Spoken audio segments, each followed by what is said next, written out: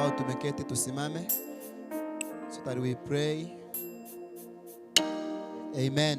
Tuamini tunapoomba.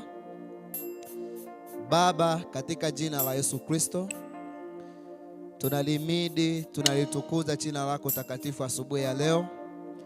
Asante kwa sababu ya wema na fadhili zako Bwana. Umekuwa Mungu mwema maishani mwetu, tunakushukuru. Asante kwa sababu ya neno lako ambalo Bwana mtumishi wako amelinena mahali hapa. Ombi langu ni ya kwamba Bwana neno hili likapate nafasi katika mioyo yetu Bwana, wakati huu tunapojiandaa kwa ajili yako Mungu. Na kushukuru kwa sababu ya matoleo ambayo yametolewa mahali hapa, sadaka, fungu zetu Bwana, hata na matoleo mengine. Bwana tunaomba ya kwamba ukayakubali, ukayapokee. Bariki kila mmoja Bwana aliyeshiriki katika matoleo katika jina la Yesu Kristo. Tunapoendelea na ibada hii, naomba ya kwamba Bwana kila mmoja akabarikiwe, kila mmoja akapokee sehemu yake kwa utukufu wa jina lako. Praise and worship nimewakabidhi mikononi mwako Bwana.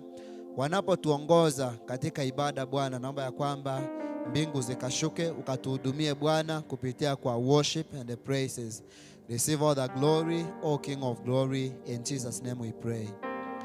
Amen. Tunapoendelea kusimama hivyo, praise and worship, karibu sana. Amen.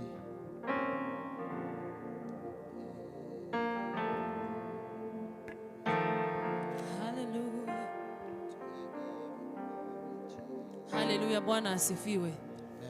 Tumeambiwa neno, tumesomewa asubuhi ya leo, tumeambiwa ya kwamba tuyasahau yaliyopita. Hallelujah. Hata yaliyofanyika jana tunasahau, tunastahili kusahau. Amen. Yale ambayo ulipitia jana before ufike leo asubuhi. Asubuhi ya leo naomba tu uyasahau kwa saa hii. Kama utaweza kusahau kabisa, for now yasahau, muabudu Bwana. Hallelujah. Wacha tuinue mikono yetu, mwambie Bwana tuko hapa, utusaidie tusahau. Unajua kusahau jambo ambalo mtu alitenda katika maisha yako, Bwana asifiwe. Hata kusamehe mtu ambaye alikutenda vibaya sio kazi rahisi, lakini asubuhi nataka uinue sauti yako, inue mikono yako, mwambie Bwana nisaidie. Na kuhitaji unisaidie asubuhi leo nikaweze kusamehe, nikaweze kusahau yale ambayo yalitendeka katika maisha yangu. Paulo anasema ya kwamba ninasahau yaliyopita, nichuchumie yaliyo mbele. Kwa sababu Mungu anataka tuyachuchumie yaliyo mbele, yaliyo mazuri kwa sababu ya maisha yetu. Inua sauti yako, ni Mungu atakuwezesha uweze kusahau yale ambayo umepitia, yale magumu yamekufanya umelia kila usiku. Kuna mahali ambapo mtumishi wa Mungu anaimba akisema ya kwamba, hata Daudi anasema ya kwamba kitanda changu kimejaa machozi, nimelia sana. Lakini wakati huu asubuhi Mungu anasema ya kwamba tuyasahau hayo ambayo amefanya tumelia.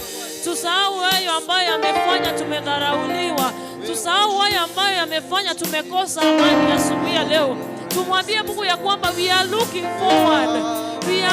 forward to receive that reward ambayo umetuahidi asubuhi ya leo. Hallelujah.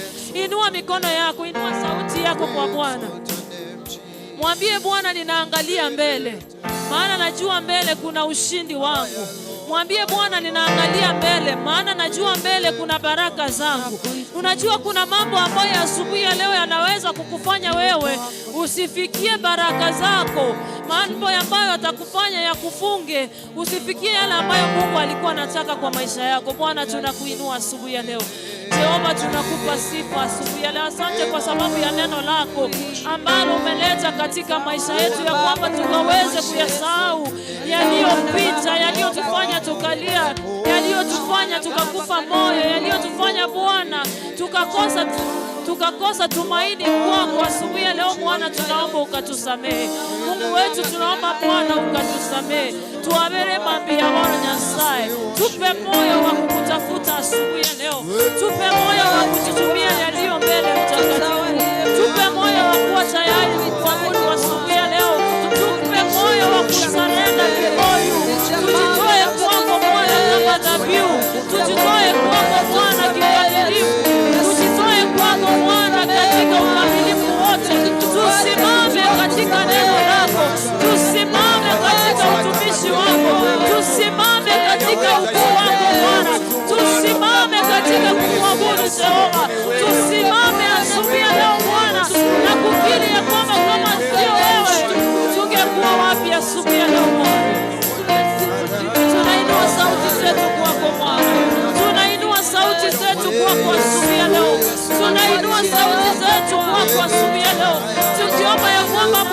ukatusaidie, tukiomba ya kwamba Bwana ukatuwezeshe, tukiomba ya kwamba Bwana ukatubarikie, tukiomba ya kwamba Bwana ukatusaidie Bwana kusonga mbele katika wokovu wetu.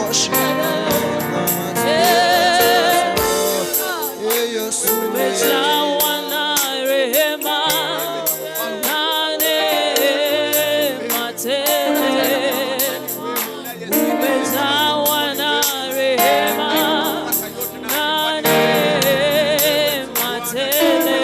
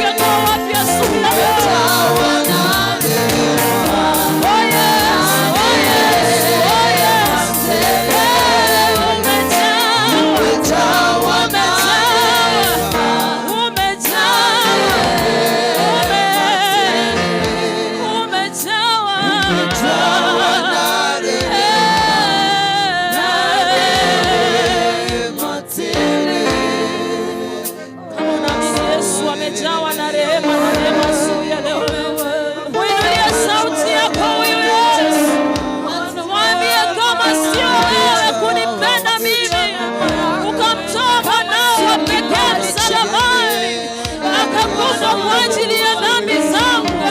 Mungu wangu, singekuwa kitu asubuhi ya leo. Ni kwa sababu ya neema hiyo niko hai siku ya leo. Ni kwa sababu ya neema hiyo niko na ushindi siku ya leo. Asubuhi ya leo tunaliinua jina lako ee Bwana. Asubuhi ya leo tunalitukuza jina lako ee Yesu. Asubuhi ya leo tunaliheshimu jina lako ee Bwana. Kama sio wewe Yesu, kama sio wewe Jehova, kama sio wewe Mtakatifu, tungekuwa wapi asubuhi ya leo? Tungeitwa nani asubuhi ya leo? Tungesema nini asubuhi ya leo Bwana? Asante kwa wema wako Yesu, asante kwa ushindi wako Bwana, asante kwa fadhili zako Jehova, asante kwa neema yako ee Bwana, asante kwa kibali ambacho umetupatia.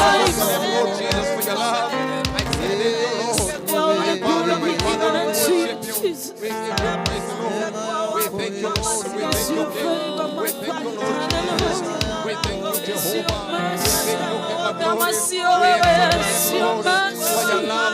kama sio wewe, kama sio wewe asubuhi ya leo, kama sio wewe asubuhi ya leo, tungekuwa kitu Bwana. Hatungeweza bila wewe Yesu, hatungeweza bila wewe asubuhi ya leo Bwana, hatungeweza bila wewe asubuhi ya leo Jehova, hatungeweza bila wewe asubuhi ya leo Mtakatifu. Tunaliinua jina lako takatifu, tunaliinua jina lako takatifu asubuhi ya leo, tukisema ni wewe unatosha, tukisema ni wewe unastahili, tukisema ni wewe unatosha.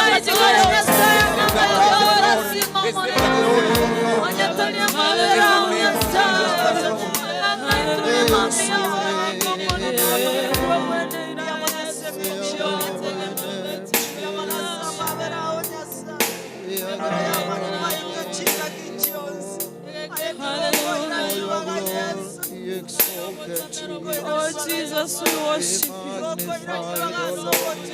We worship your precious name this morning, oh God.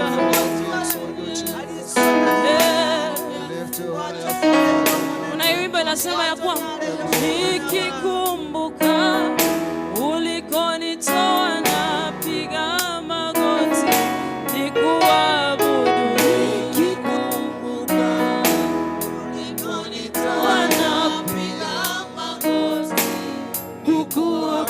Nikikumbuka ulikonitoa napiga magoti na kuabudu. Nikikumbuka ulikonitoa napiga magoti kuabudu. Nikikumbuka ulikonitoa napiga magoti na kuabudu.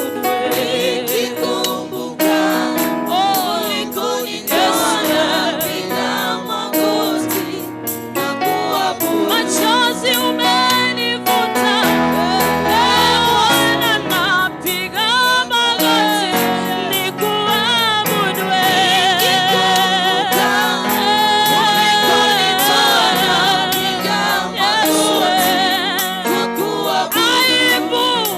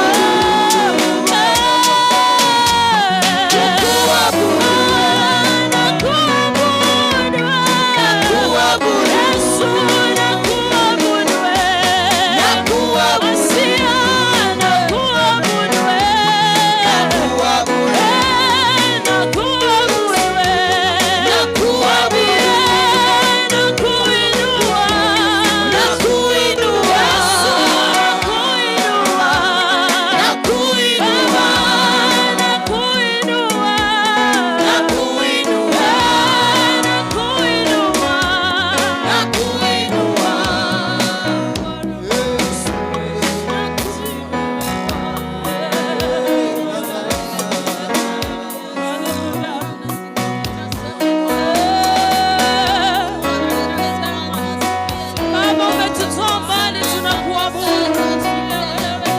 Baba, umetutoa mbali, tunakuabudu. Baba, umetuleta mbali, tunakuabudu asubuhi ya leo. Baba, umetuwezesha mbali, tunakuabudu asubuhi ya leo. Oh, we worship in your holy name, oh God. We worship in your presence this morning, oh God. We worship in your goodness, oh my Father.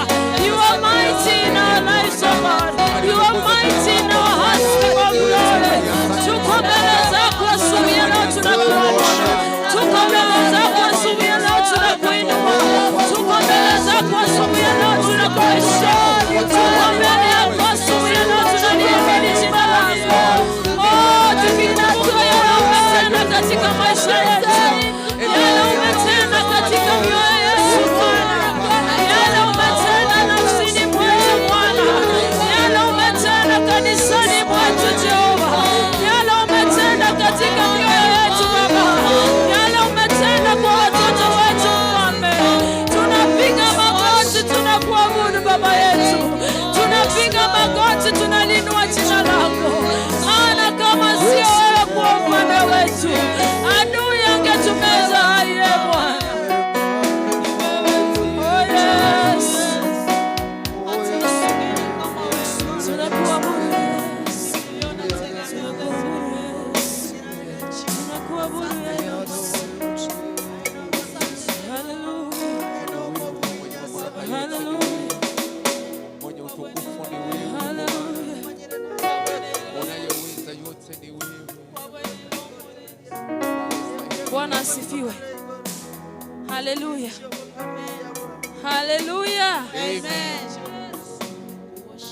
Nataka nipeane ushuhuda kidogo tu. Bwana asifiwe.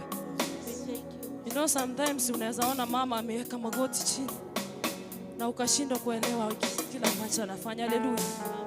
But when you remember, wakati unakumbuka yale ambayo Mungu alitenda hata jana. Bwana asifiwe. Wewe kuwa hai siku ya leo, it is God amefanya umefika leo. Haleluya. Hilo ni jambo la kukumbuka yale ambayo Bwana ametenda katika maisha yako. Jumapili iliyopita, Bwana asifiwe, tulikuwa hapa kanisani tukaabudu Mungu vizuri, tukamaliza siku vizuri. Haleluya. Tukaanza safari ya kwenda experience. Watoto wangu wakaenda nyumbani. Haleluya. Huyu mtoto wangu mdogo akitoka hapa alikuwa sawa. Akitoka kanisani alikuwa aje? Sawa kabisa, hakuwa na shida yote. Ndugu yangu Apostle Gera akanipigia simu nikiwa tumefika huko, hata hatujatoka kwa gari ndani, akaniambia uko wapi? Nikamwambia tumetoka, tumeenda mahali crusade. Akaniambia nimeambiwa mtoto ni mgonjwa. Bwana asifiwe. Umekuwa kanisani. That's why nawaambia kwamba toro robo soku kumosasi manyasaye. Bwana asifiwe. Usiaibike kupiga magoti mbele za Bwana. Usiaibike kumuita Mungu. Usiaibike kumwaga machozi yako uweponi mwa Bwana. Haleluya. Usiaibike kumuinua Bwana kwa wakati kama nyakati. Wakati ndugu yangu ananiambia kwamba mtoto ni mgonjwa, kitu ya kwanza kama mama unashtuka.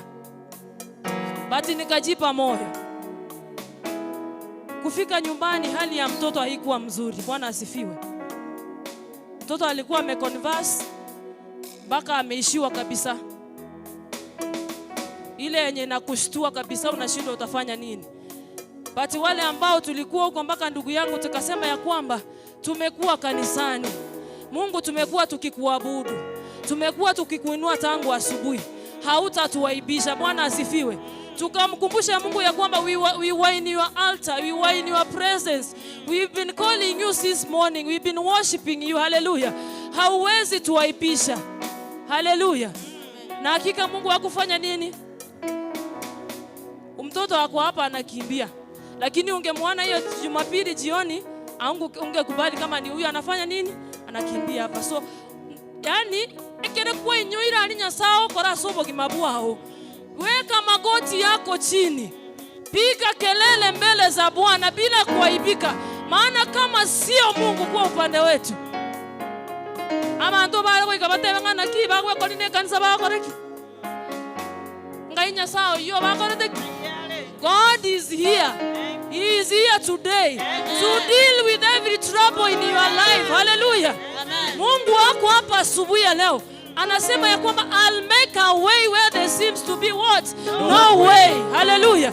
Nitatengeza njia pasipokuwa na njia. Muamini asubuhi ya leo atafanya njia. Alisimwanya bantu badangana ki Margaret yolitakonya. Margaret takwira mwana university. Bwana asifiwe. Margaret takore PCD. Nyasaye nware mambi yabonoga. Ame kiegento kelikere impossible. Kebe possible in your life for the glory of his name. Hallelujah. Amen. He made it possible for my son to be okay this morning. Ingewezekana tumshikie hospitali na madawa yasifanye kazi. Bwana asifiwe. Tungemfikisha huko hospitali, amekerua maliogo takore mbele. But he made it possible for him. Akifika Monday mtoto ako sawa, anaongea, anacheka. Tulifurahia kwa Mungu, tukamwambia Bwana asante, maana umefanya nini? Umetenda. Inua mikono yako, mwambie Bwana, ile situation napitia asubuhi ya leo, niko na uhakika utatenda. Mwambie unajua Bwana utatenda. Imechukua muda. Wamenidharau kwa sababu usijiwezi. Wameniacha nyuma kwa sababu sina pesa. Wameniacha kwa sababu sina tumaini. Wameniweka kiwango ambacho sio changu. Mwambie Bwana asubuhi ya leo, tenda katika maisha yangu siku ya leo. Chiza chine mosoki birecha. Wakati mwingine aibisha adui ambaye anajiinio kwa familia yako ya kwamba watoto wako wakuwe walevi. Kwani wewe si ni mtu wa Mungu? Mwambie Mungu, huyu mtoto ulinipea kama baraka. Hallelujah. Biblia wotebanga, he will make a way. Mwambie Mungu, make a way for my son, make a way for my daughter, make a way for my business. Hallelujah. Inua sauti yako, mwambie fanya njia. Fanya njia kwa maisha yangu. Fanya njia kwa familia yangu. Fanya njia kwa mke wangu. Fanya njia kwa wazazi wangu. Fanya njia kwa biashara yangu. Asubuhi leo fanya njia. Kama ni ugonjwa, wewe ni mshindi wa washindi. Unasema kupitia kwa mapigo yako tulipata uponyaji. Uponyaji ni sehemu yetu asubuhi leo. Uponyaji ni sehemu yetu asubuhi leo. Ushindi ni sehemu yetu asubuhi leo. Kubarikiwa ni sehemu yetu asubuhi leo. Kuinuliwa ni sehemu yetu asubuhi leo. Kuwezeshwa ni sehemu yetu asubuhi leo. Baba, tunaliamini jina lako. Tunaliamini jina lako Jehova. Wewe ni zaidi na zaidi ya yote. Tukiwa na wewe ndani yetu, sisi ni zaidi ya washindi asubuhi ya leo. Oh, najua Bwana unaweza. Najua Bwana unaweza. Hata kama imechukua muda. Najua Bwana unaweza. Inua sauti yako, mwambie najua Bwana unaweza asubuhi ya leo. Najua Bwana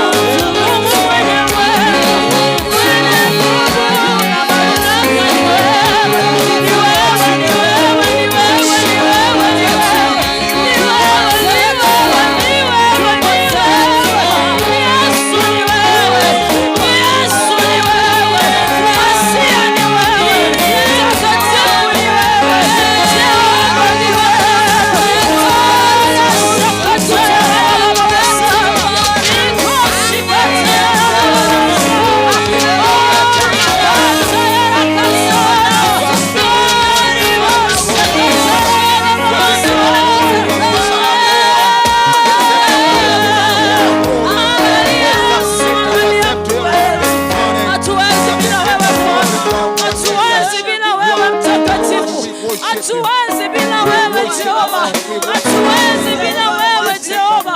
Angalia maisha yetu asubuhi ya leo, angalia mioyo yetu asubuhi ya leo, angalia familia zetu asubuhi ya leo, angalia watoto wetu asubuhi ya leo. Nena nasi Bwana, nena nasi Mtakatifu, nena na watumishi wako asubuhi ya leo, maana hakuna mwingine kama wewe. Hakuna aliye kama wewe Mungu, hakuna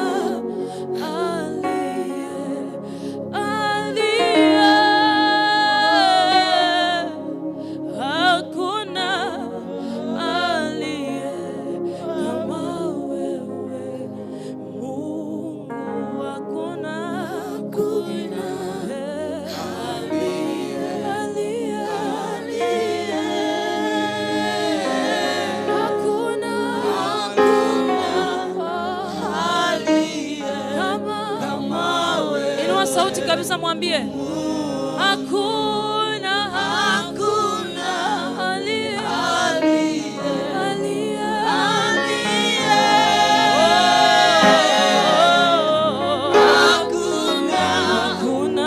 aliye kama wewe. One more time, mwambie hakuna aliye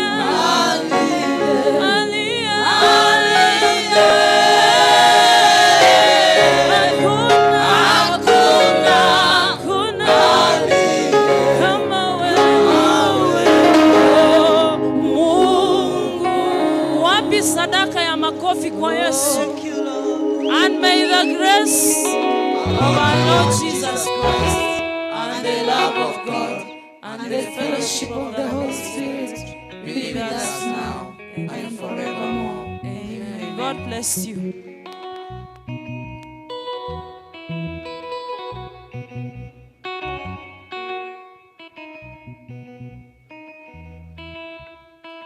Bwana asifiwe. Praise God. Bwana Yesu asifiwe. Amen. Salimia mwenzako, mkaribishe katika nyumba ya Bwana. Asante sana. Praise and worship. Karibu kila mmoja katika ibada ya leo. Naenda kuleta matangazo machache.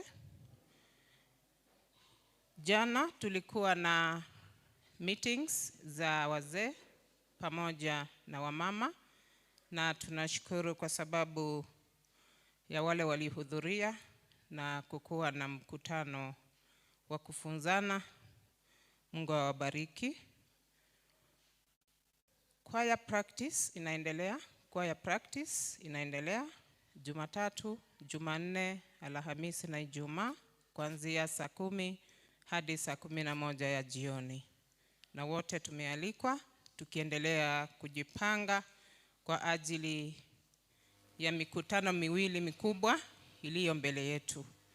On 20th Saturday tuko na mkutano wa center ambao utakuwa Igege PAG Church, na kama kanisa tunafaa kujipanga, na kwaya ya kanisa itaimba wimbo wa Kiswahili, kusimama imara kwa kazi ya Bwana. Na hiyo message inatoka kwa 1 Corinthians 15 verse 58.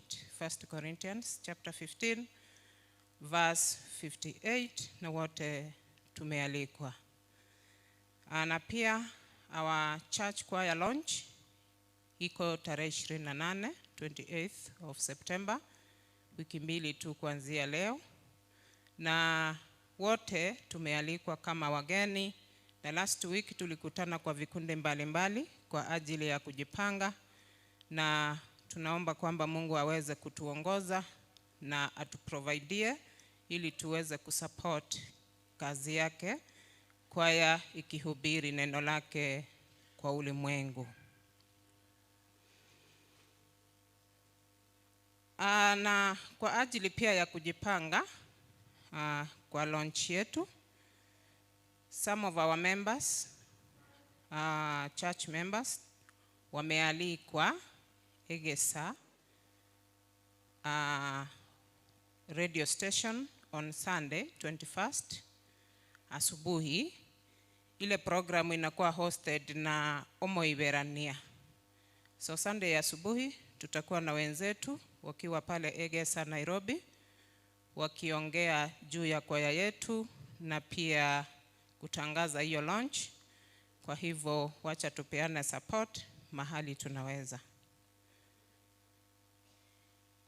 Koinonia Mount Carmel Edition, Koinonia Mount Carmel Edition, tunaendelea kujipanga tarehe 13 to 16th, tarehe 13 hadi 16 mwezi wa 11.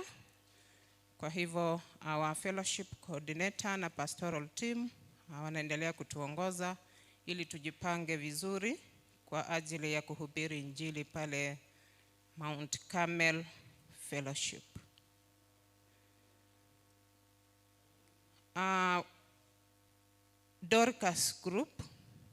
Dorcas Group, tubaki nyuma baada ya ibada, tumuone mama director. Dorcas Group, wote tubaki nyuma baada ya ibada. Abaisekebo kwegena, tutigare magega, tukimaliza ibada, tumuone mama director. Bethel Fellowship, pia tutabaki, tumuone ama tuwaone our apostles wa Bethel Fellowship. Anachukua hii fursa kushukuru welfare members wote kwa sababu ya support ambayo tunapeana kwa wenzetu ambao wamepoteza wapendwa wao. Na Alice Nyandoma, bibi ya Evans Nyandoma ambaye tunaitwa Nchugu, amempoteza mama mpendwa, na matanga yake yatakuwa Ijumaa tarehe 19. This week on Friday 19th ndio kutakuwa na matanga ya mama Alice Nyandoma pale Nyankoba. Nyankoba ndio huyo mama atazikwa Ijumaa tarehe 19. Na Alice is a paid up member.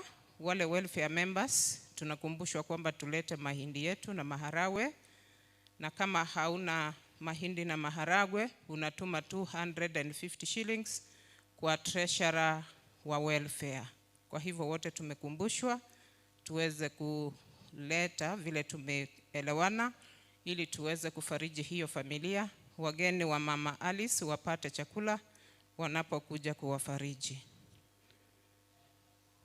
Na pia aunt to Pastor David, pia nazikwa on Wednesday 17th, tarehe 17 Jumatano ndio aunt wa Pastor David anazikwa pale Kianungu.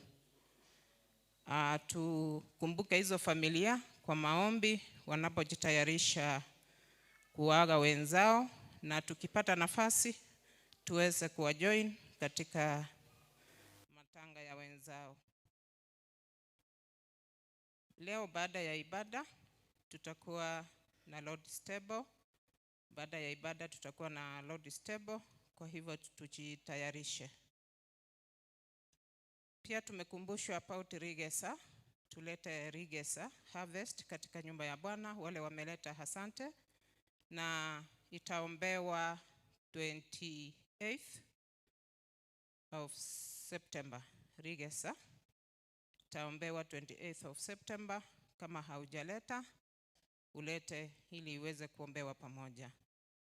Asante sana Bethlehem Fellowship kwa support ambayo umepeana wiki mzima kwa Mission House. Kuanzia kesho asubuhi tutakuwa na Bethel Fellowship wakichukua hiyo zamu. Naomba kuachia matangazo hapo. Nilete choirs. Tutaanza na Bethlehem, ifuatwe na mixed choir ya wazee na wamama, tumalize na church choir. Bethlehem, mixed choir, then church choir. Bethlehem, karibu.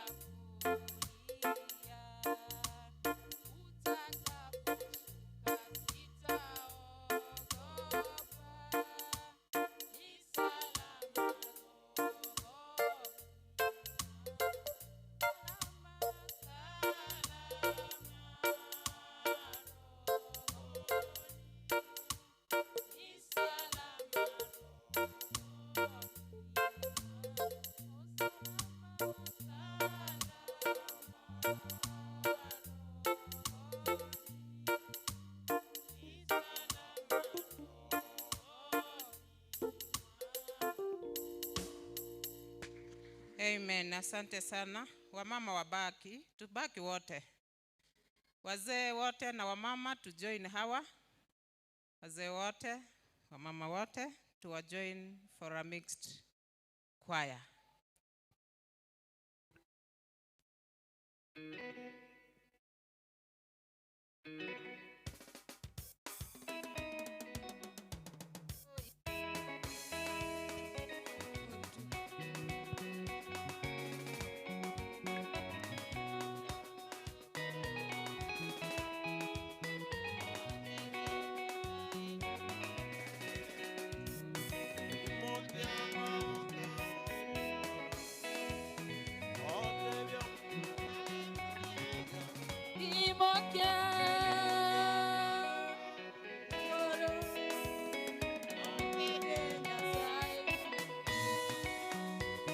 Imokia magoka omonina, imokia magoka omogaka, imokia magoka oro, matebie saengambuya, imokia,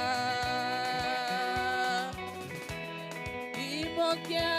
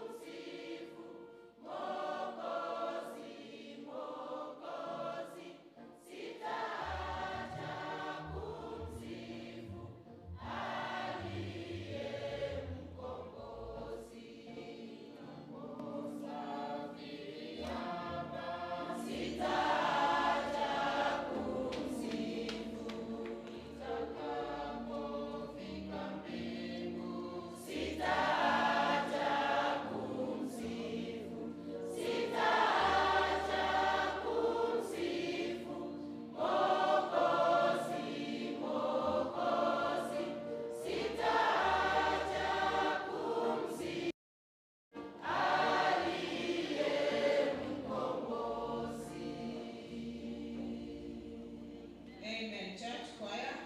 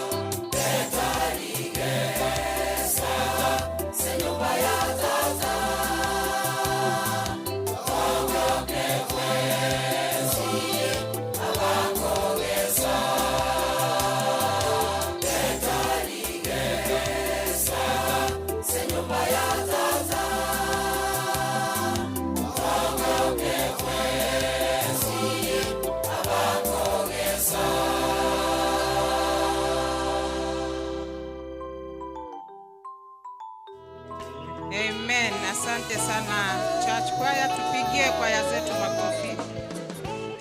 Asante sana our choirs kwa kutubariki leo. Next week tutakuwa na Bethel Fellowship Youth and Church Choir. Bethel Fellowship Youth and Church Choir. Na youth baada ya ibada tutabaki nyuma tuone viongozi wetu. All youth baada ya ibada tubaki nyuma tumuone ama tuwaone our leaders. Tunakumbushwa kwamba Nyakobaria Goshen PAG tuliambiwa tunafaa kujiweka tayari ili tuweze kusupport ujenzi, na tunakumbushwa tuendelee kuweka tayari kabisa ile ambayo Mungu amekuguza nayo. Asante sana kwa wale ambao wamepledge na wale wametoa. Kwa hivyo hivi karibuni tutajiweka pamoja, tusanye hiyo pesa na materials kwa wale wamejiandikisha materials, tuweze kujenga Nyakobaria PAG Church.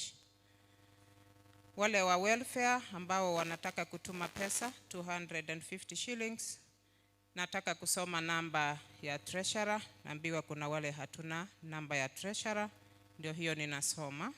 Naitwa Dan. 0715 59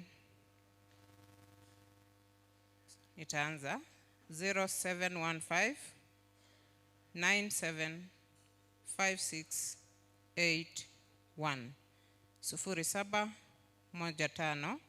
975681. Dan Makori ni treasurer wa BBF. Bwana asifiwe. Naomba ikiwa ni mgeni, ni siku yako ya kwanza kuingia Nyamataro, unisalute hivi. Mgeni hata pale juu, hapa chini. Amen, amen. Tukaribishe hawa wageni wetu kwa makofi. Amen, amen. Asante sana wageni wetu. Simama tu kwa mguu mahali upo na niulize mwenye ako karibu na huyo mgeni. Ukiwa karibu na mgeni, mkaribishe katika nyumba ya Bwana. Amen. Asante sana wageni, tunawapenda sana. Baada ya ibada tukutane kwa hiyo meza iko hapo karibu na mlango ili tuweze kujuana zaidi. Mungu awabariki kwa kuchagua Nyamataro PAG siku ya leo iwe ndio mahali unaabudu Bwana. Karibu sana. Ni wakati tunaenda kutoa saka. Tunatoa sadaka na saka zetu. Naomba tuweze kuja mbele ili tuweze kumtolea Bwana. Tusimame tukuje mbele tumtolee Bwana. Kwa wale ambao wanatutazama ama wanatusikiza kupitia kwa mitandao, tunawashukuru sana. Mungu awabariki. Asante for your support. Tuko na till number ya kanisa. Ukitaka kumtolea Bwana ni till number. Nitaisoma 331388. Unaenda kwa M-Pesa, lipa na M-Pesa, buy goods and services. Business number utaweka hiyo till 331388. Weka kiwango unataka kumtolea Mungu. Na uweke pin, itakuletea jina Nyamataro PAG Church na utakuwa umemtukuza Bwana kupitia kwa matoleo. Karibu sana tuweze kumtolea Bwana.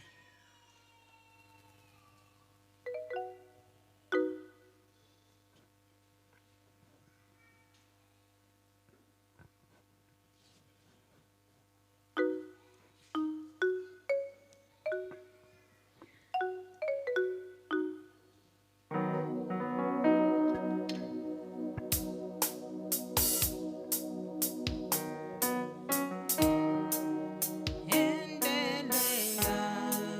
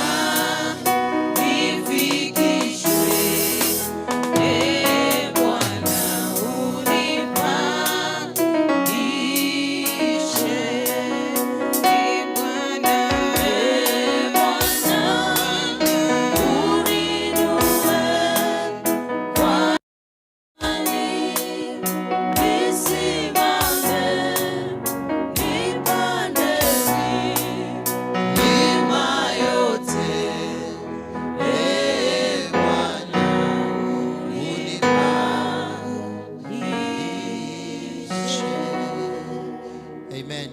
Ningependa tuamini tunapoomba.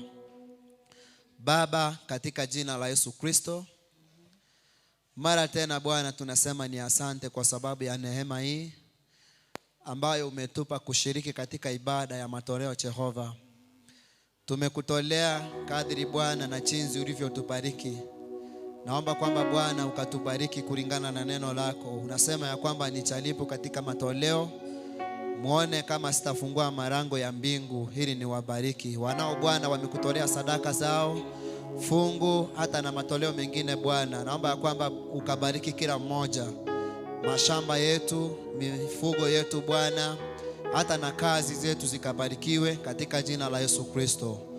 Wagonjwa Bwana walioshiriki ukawaponye, walio na shida mbalimbali Mfalme ukutane na shida zao, wanaokuhitaji katika jambo hili na lile Bwana uje ukawatendee, kwa kuwa wewe ni Mungu. Pokea sadaka zetu na matoleo yote ambayo tumekutolea mahali hapa, katika jina la Baba na Mwana na Roho Mtakatifu tumeomba. Amen. Amen. Tuketi. Bwana asifiwe. Wakati huu nataka kumkaribisha our deacon ili aweze kuchukua kwa kipindi kwa muda mchache.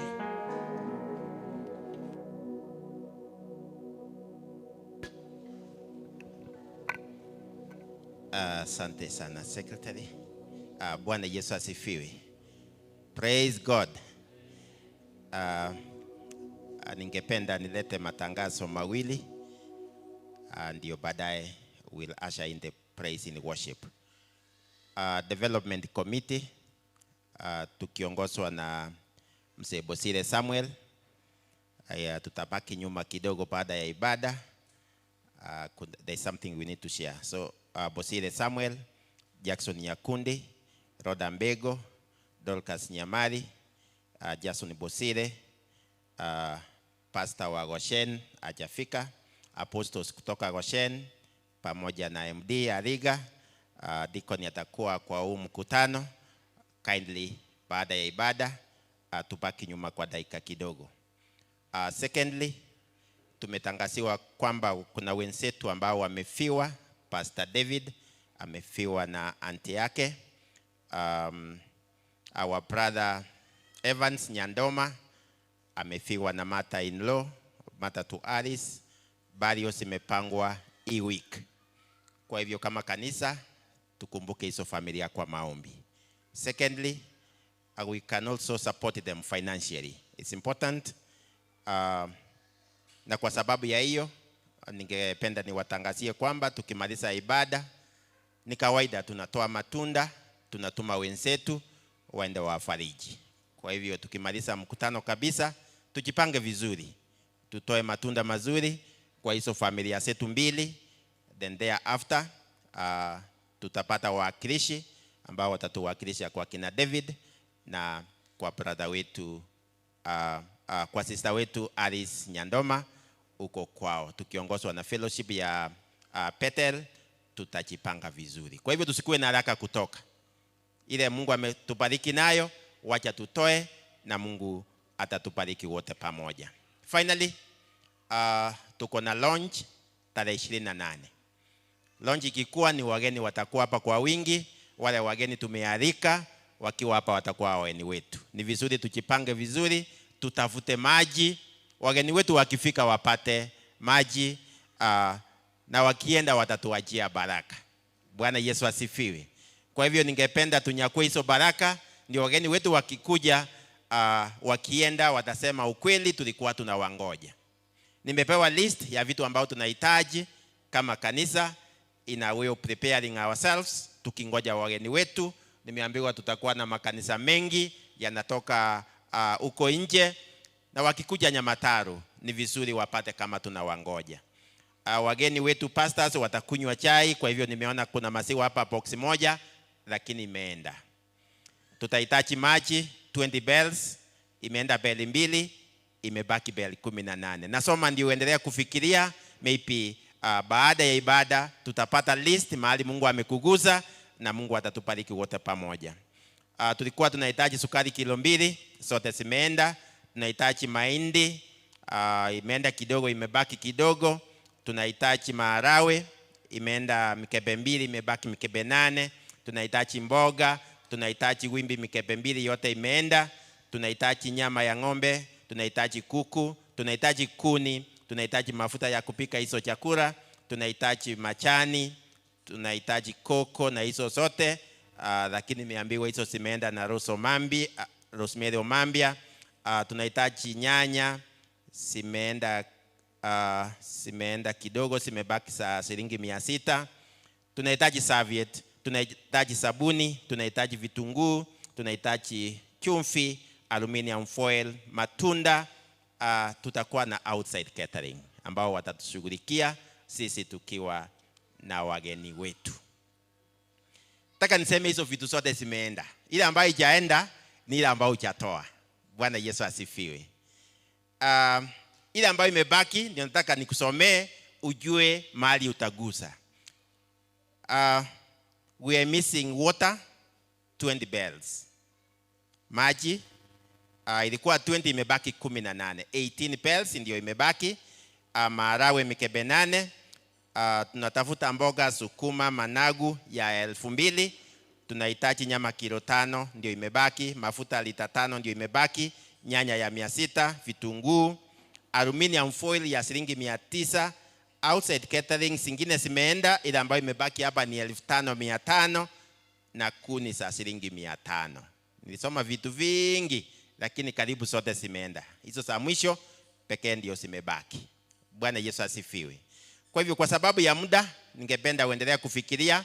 Baada ya mkutano utaona viongozi, uandike ile ambao ungependa kutoa kwa wageni wetu. Baada ya ibada uandike, such that next Sunday tutasoma kila mtu vile amepledge. Hiyo wiki ambayo itafuata sote tutaleta hizo vitu katika nyumba ya Bwana na Mungu atatubariki wote pamoja. Unaweza pata tena kuna kitu ambao tumesahau. Labda unaweza pata kuku imeandikwa 1 na wewe uko na kuku. Ngangani ungependa kutoa na asijatangazwa. In the house of the Lord you bring and God will bless you so much. Kwa hivyo ningependa niachie hapo nikisema waja Mungu atubariki wote pamoja. Tukue tayari kufanya kazi ya Bwana tukiwa katika nyumba yake. May God bless you so much as I usher in the praise in worship. Karibu.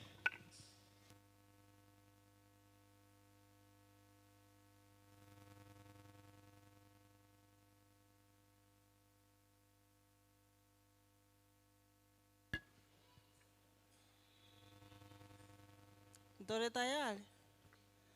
Ndole tayari? Kabisa. Tuko ready? Hallelujah. Tusimame. Tangu asubuhi tumekuwa tukisema ya kwamba Mungu anaweza. Na hakika yeye anaweza. Hallelujah. Amen.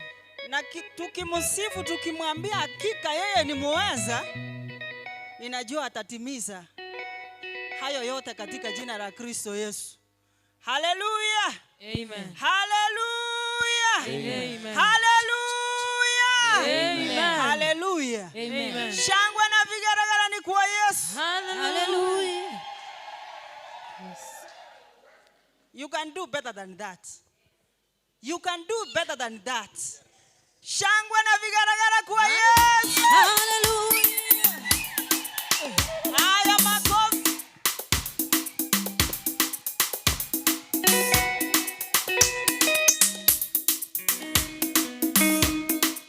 Wewe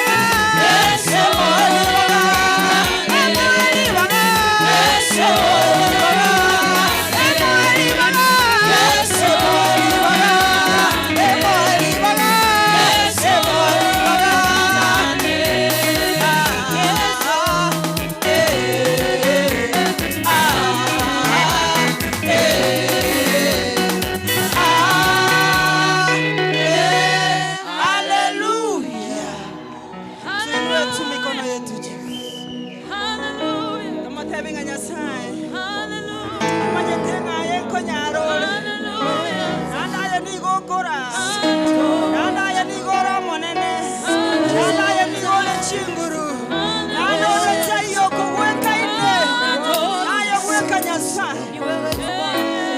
Ni wewe tu Yesu. Ni wewe tu. nimanyete oyokonda nimanyete oyokonda nimanyete oyokonda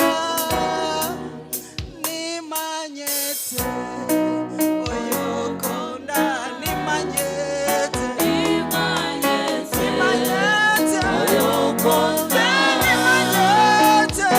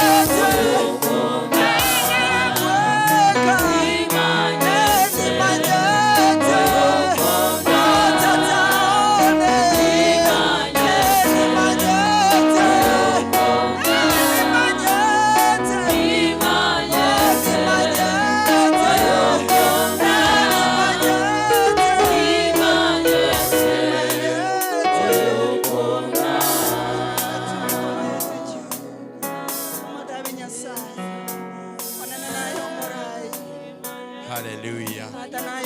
You are great, Lord. There's none like you today, oh my Father. The name of Jesus. You are great always. You are our God. There's none like you today, oh my Father. In the name of Jesus, want to worship you, Lord, now today. Take control because you are our great Father. You are our great Lord. Oh, in Jesus' mighty name. Baba, katika jina la Yesu, wewe ni Mungu mwaminifu na ni Mungu mkuu. Baba, tuaja kwako vile tuko. Omba Mungu wetu utukubali vile tuko, Mungu wetu. Sante kwa nyimbo ambazo zimepita katikati yetu. Baba, sasa tunapojiandaa kusikia neno lako, Mungu wetu uwe nasi. Tubarikie kwa pamoja. Na ni kwa jina la Yesu tumeomba na kila mtu aseme amen. Asante, na tukae. Nataka mpigie praise and worship makofi mazuri. Asante kikundi chetu cha nyimbo. Mumetubariki kwa hakika. I want to welcome you to the second service of Nyamataro PAG. For those who are inside here, and for those who are watching from far, I want to appreciate you. Be with us as we start until we finish. Allow me, we read the word of God, and God will bless us together. And let's read the book of Luke,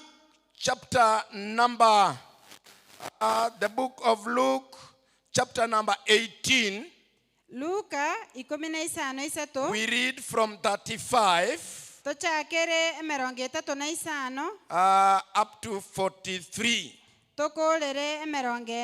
And I read, and we read in our language also.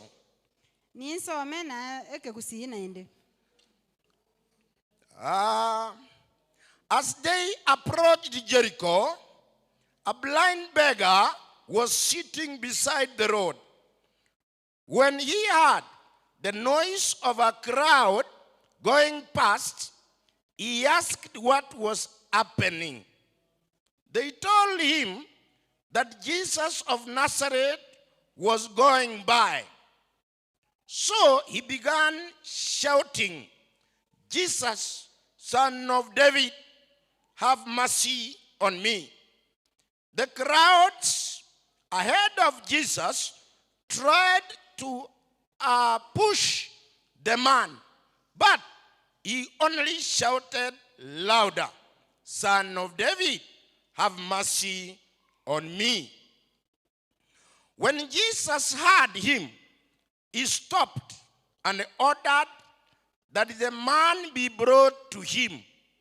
Then Jesus asked the man, "What do you want me to do for you?" "Lord," he breathed, "I want to see." And Jesus said, "All right, you can see. Your faith has healed you." Instantly, the man could see, and he followed Jesus, praising God, and all who saw him praised God too.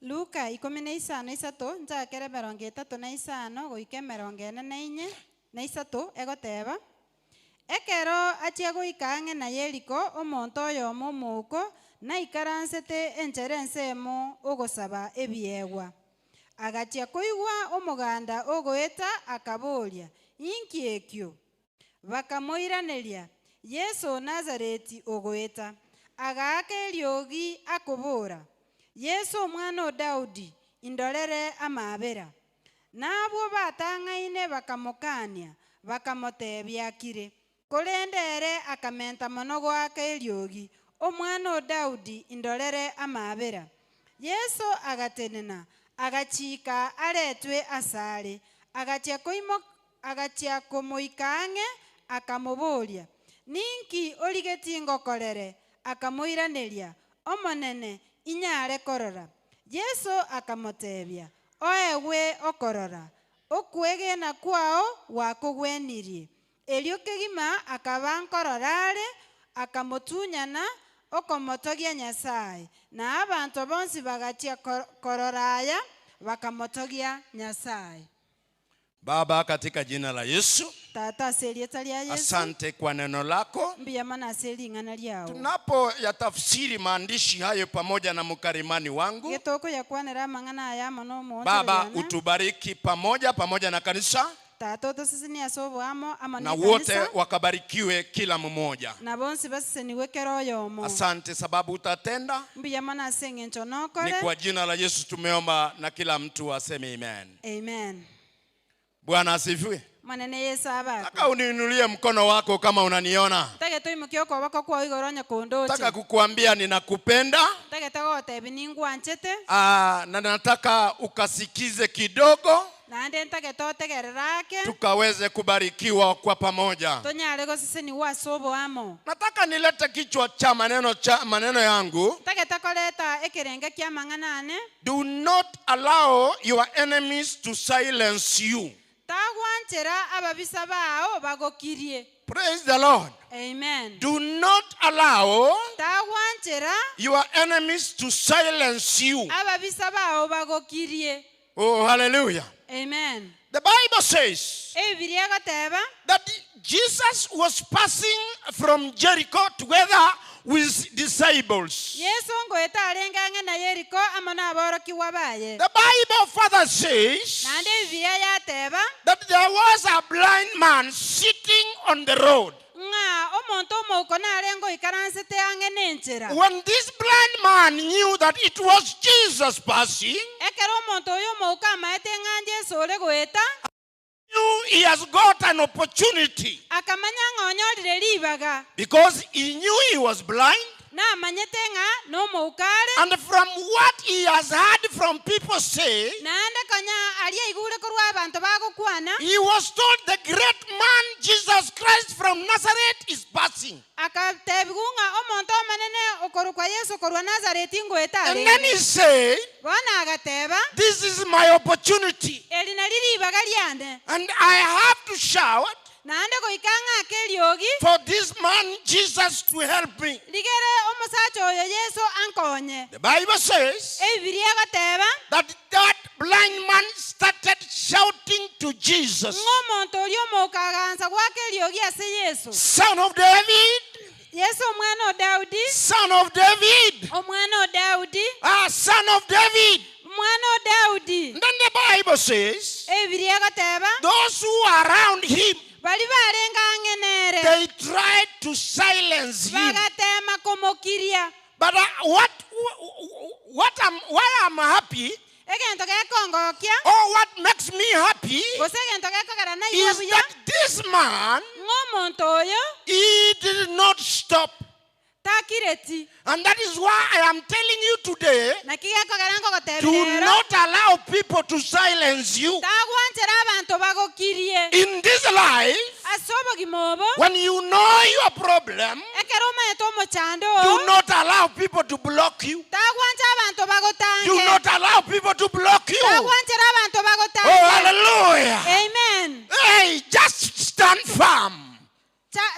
Just stand firm tenena bokong'u and say, nande teba it is my opportunity eribaga liane and I have to get the problem out of me. nande goika omochando nonduero What impressed me, egento gekongoki I am not talking of the blind man, tindi gokwanera omonto oria omouko because that blind man is not with us today. ase eng'encho omouko ori tori naintu lero In fact, I am talking to you. naye ngokwanera I am saying this. igo ngoteba iga When you have a problem, ekero obwate do omochando not allow people to silence you. tagwanchera abanto bagokirie Refuse to be silenced. anga gokirigwa Oh, hallelujah. amen Stand on your guard tenena and bokong'u refuse people who block you. kani abanto bali bataete gogotanga When you see where your blessings are coming, ekero oliro chesa amaseseni ako rwera stand by your blessings tenena ase amaseseni and ayo say, ao today is the day. nande teba lero nari rituko Oh, hallelujah. The amen Bible is saying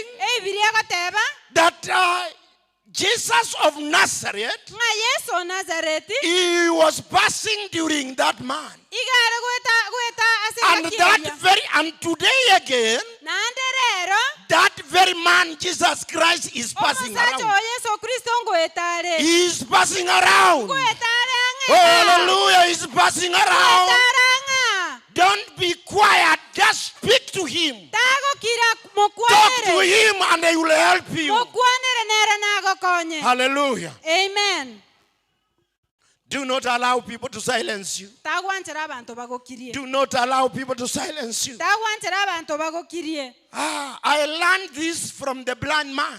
ngasomeke korwa ase omonto oria omouko Blindness during that time, obouko ase chingaki chiria it was taken like a curse. igo bware kororwa buna okoragereria So when you were blind at that time, gekero kwarenga omouko ase chingaki chiria sometimes people think that you are cursed. abante bare korengereria ng'ooragereiri But that is not the case. korende njarenge bo And we have different blind people here. ntobwate abantu abauko beching'encho ao aoga Oh, hallelujah. amen I don't know what type of blindness you have. timanyeti ibouko kiobwate But what I know, korende kimanyete Jesus is here, he's passing around. Yesu no arango etaranga Let him get you so that you can see. tiga konyore ligerorore Oh, hallelujah. amen The Bible says ebiria goteba that this gentleman, ng'omonto oyo he was never silenced by anybody. takire tiguna monto onde In bwensi fact, he shouted, naende iga ogete he mono shouted iga ogete mono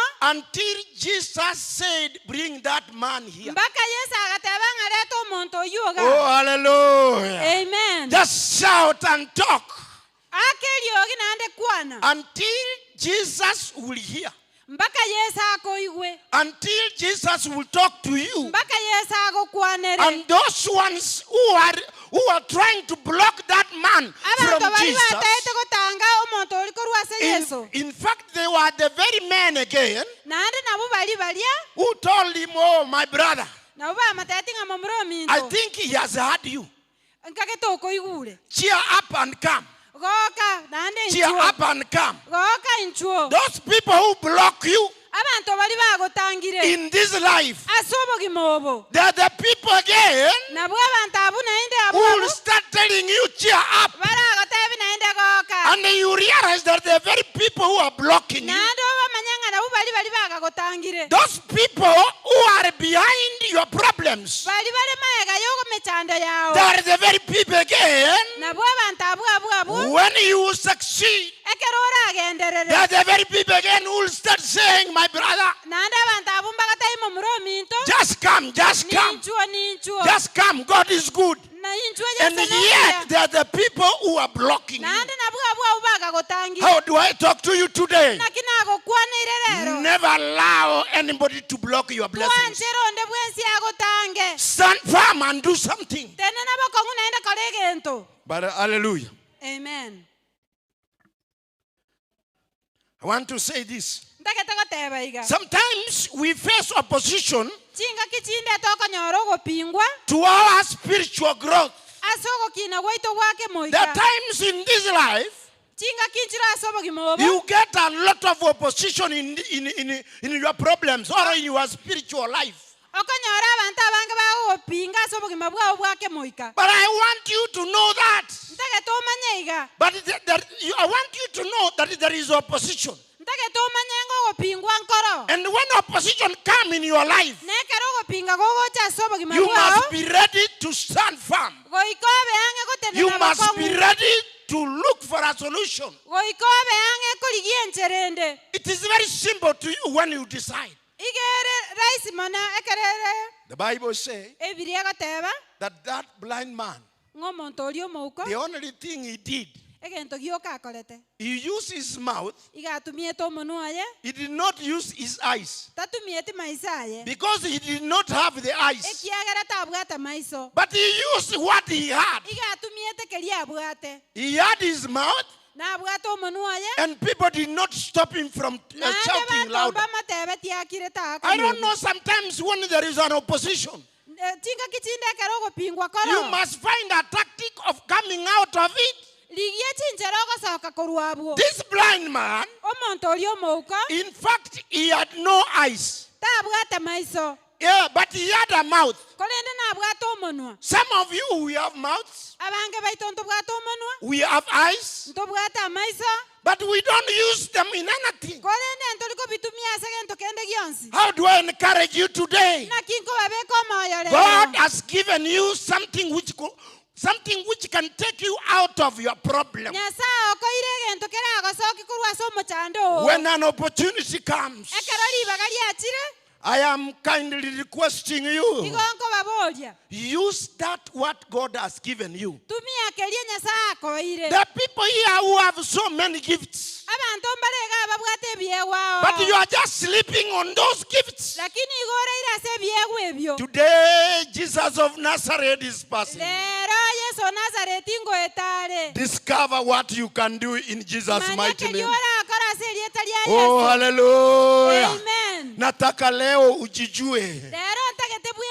manye Mungu kuna kitu amekupa ndani yako. egento nkere nyasaye akobeire ime yao Huyo mtu mwenye hakuwa naona, omonto oria otare yeye korora alitumia mdomo wake kumuita Yesu. iga atumiete omonwa aye komorangeria yesu Lakini hakukuwa na macho. korende tabwate maiso Wewe una macho, aye nobwate wewe amaiso una mdomo, aye nobwate omonwa wewe una mguu, aye nobwate wewe amaguru una vitu vingi maishani mwako, aye nobwate ebinto lakini ebinga bado bwao umenyamaza. nande igokirete rio Bwana asifiwe. amen Ukisoma Biblia zaidi, ekero ogosoma ebibiria mono translation zingine zinasema kulikuwa na mwingine mwenye pia hakuwa naona, ogonchora konde gogotebanga omonto onde naende narengo otare korora lakini yule mwingine lakini omonto oyionde yeye hakuendelea kushout for help, tagenderete gwake eriogirigera akonywe yeye alinyamaza. ere egakirete In fact, you can be 2 or 3,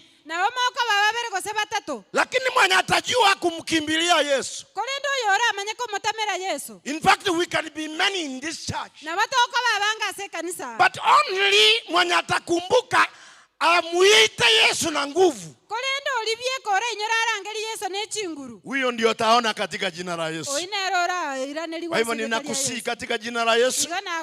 I don't know what oppositions you have in this life, but today I want to remind you, God has given you one thing you use. Alipea yule mdomo mpaka akaita Yesu. Na huyu Yesu, kuna mambo mawili matatu nataka nikukumbushe.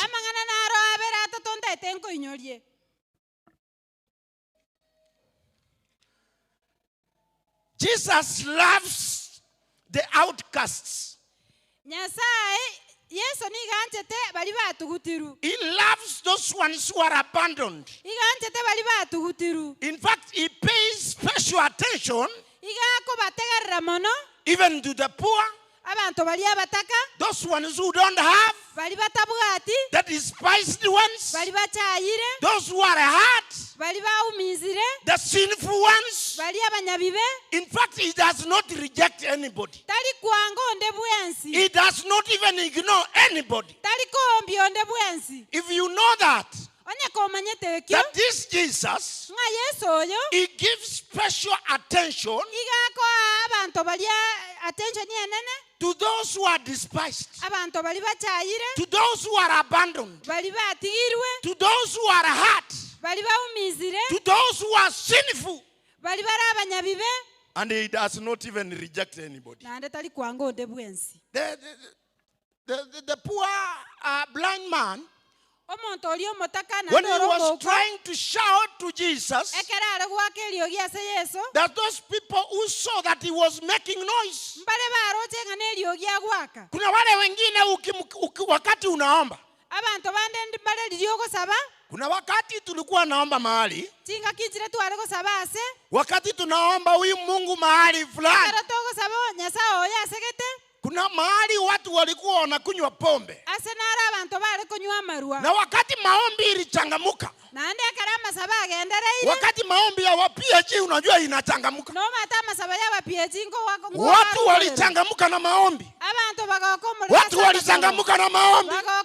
Nasema huyu Mungu wetu, wewe ni mwaminifu, sikia maombi yetu leo, badilisha Mungu wetu, badilisha hali zote katika jina la Yesu. Wale watu walikuwa wanasikia haya maombi, walianza kusema kuna watu hapa wanatupigia kelele, kuna watu hapa wameharibu maneno, lakini sio maneno tuliharibu, tuliharibu ngome ya shetani. Oh, haleluya. Kimbilia huyu Mungu na ngome za shetani zitaondoka. Praise the Lord. Amen. Do not sometimes be silent. Wewe unaona mahali utabarikiwa na wewe unanyamaza tu. Wewe unanyamaza. Huyo mtu hakunyamaza. Yeye alimuita Yesu, mpaka Yesu akasema hebu muite, hebu muite. Tena watu wakasambia kuja, amekuita, kuja hapa, amekuita. Na huyo mtu alienda kwake akaulizwa, what do you want? Nataka nione. Sijui wewe unataka nini? Kama ungekuwa unaulizwa, I don't know if you are watching me, if you are inside here, want to ask you, if Jesus of Nazareth was passing now, because he is passing now, if you will get the opportunity, what could you say? That man knew his problem. And then he said, my Lord, I only want to see. And that man, the Bible says, when he discovered seeing was something good, I want to tell you in Jesus' mighty name, you might have atwara amaiso but you never see. kolende otanya korora. That is why you could find people, Na kigekogera oranyora abantu they have eyes. babwata amaiso In fact, they have even 4 eyes like me. babwata amaiso ane bunere But sometimes, and then we are blind. naende bareme uko. That is why you could find somebody in a bar. Na kigekogera oranyora omonto ase ba He is drunk. atindete Every money he had is gone. chibesa chionsi abwate And then you chiachire say you are there, you can see. naende gwateba ng'a nore nkorora. I don't know what type of seeing is that. Timanyeti nkorora kwa ng'encho kiyo. I don't know what type of reasoning is that. Timanyeti mbi nkorengereri gwanchera kiyo. You can have eyes, Na bora atwara amaiso but your eyes are useless. lakini amaiso are busa. But this man, Kolende omonto he oyo didn't have the eyes, tabwate amaiso but he used his mouth kolende agatumia omonwa oye to bring his opportunity. konyora libaga liaye. I was asking you, Igo nare gokoboria. I don't know what opposition sometimes you undergo. Timanyeti ng'a ngopingukio ogwetera. The beggar shouted. Omonto oli oligosaba In fact, even louder and louder. agakeri ogi mono nainde mono. And then he got what he wanted. naende akanyora ekiaga I don't know what opposition you have in your job. Timanyeti ng'a kiobwata ase I don't know what opposition you have in your family. Timanyeti ngopingukio obwata ase familia. I don't know what oppositions we get in our churches. Timanyeti ngopingukio obwata ase kanisa yao. What I know, Egento manyete there are oppositions. ogopingwa nkoro. And then when these oppositions come, naende ekero ogopingwa okogogocha you must learn how to come out of them. goika bweorokia enchera yogosoka korwa If aroro. the poor beggar Onye omonto oli omotaka who omosabereri did not have eyes, otabwata amaiso he used his mouth agatumia omonwa oye so that he was made to see. naende nyasaye akamokora akaleka You are here arora. today. Nora rero There's a problem in your family. omochando nora ase familia You yao can't solve it. naboko yorore You are here today. nora rero There's a problem in your job. emechandera ase emirimo You yao can't solve it. naboko leta amachibu rero And Jesus of Nazareth is passing na around. yesu nazareti ngweta arega And this rero. Jesus of Nazareth na yesu nazareti is even here today. no arega rero. May Jesus of Nazareth get you today. Tiga yesu nazareti akonyore rero. May Jesus of Nazareth solve your problems. Tiga yesu nazareti atatue May mechandera rero. Jesus of Nazareth guide you Tiga yesu nazareti akora so that you get out of your opposition. tiga rosoke kurwa sogo pingwa kwao. Oh, hallelujah. Amen. I want to encourage you Tagete gokobeka omoyo. that do something so that you can continue well. Ngakore egento ligaro ogenderere buya. Sometimes those who are close to you, Chinga kichinde bali bali ange naye. that the people who do not want you to get help, Na bubatata yeti onyoro bakonyi. these are the people you have to run out of them. Abuna abantu obwenete gotama kurwa se The bali. other day I was saying, Ti tukolinde na kwanete. run away from crafty people. Tama kurwa sa abantu ababe. Today again, Lero nainde. run away from those people who are blocking your ways. Tama kurwa sa abantu bali bago gotanga senchira. Those people who want to make themselves your friend, Abantu bali batete kubekora abasani bao. and yet when they are here, Nande karaba bisira. they talk very badly against you. Bakwana bobe mamincha yao. That is not your friend. Oita imosani o. I am advising you today, Longo gosemire. run away from that friend. Tama kurwa so mosani oyo. Cancel, even if you have his phone or her phone. Salio basani obunane namba ya Yerusio. Delete it today. Yerusio lero. That is your worst enemy. Oino mobiso omobe. Any person who's ready to help you, Onde bwensi ole ange gogokonya. he will not block you from your blessings. Tago gotanga kurwa so gosenia kwao. And anybody who is ready to block your blessing, Onde bwensi ole ange gotanga gosenia kwao. and yet you are running to him as a friend, Nande kwa maminyo karabu no mosani. forget about that. Mwebo monto oyo. Bwana asifiwe. Amen. Want to advise you today again. Tagete gosemie lero na. When you have a problem in your home, Ekero bwato bakongwa se nyomba yao. don't be too quick to tell your problems outside. Takobo mwango gotebe mechando ya usiku. Because those ones you go and explain your problems, Abantu baliokanda kweleze mechando yao. they're the worst enemies that you have. Na bwaba bisaba bobwate. Hapo sasa mweseme amen.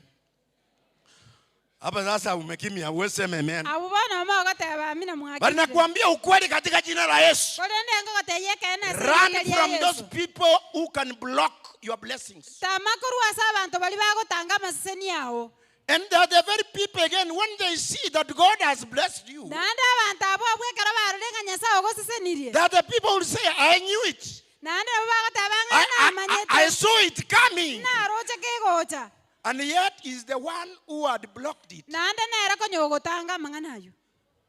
Bwana asifiwe. Amen.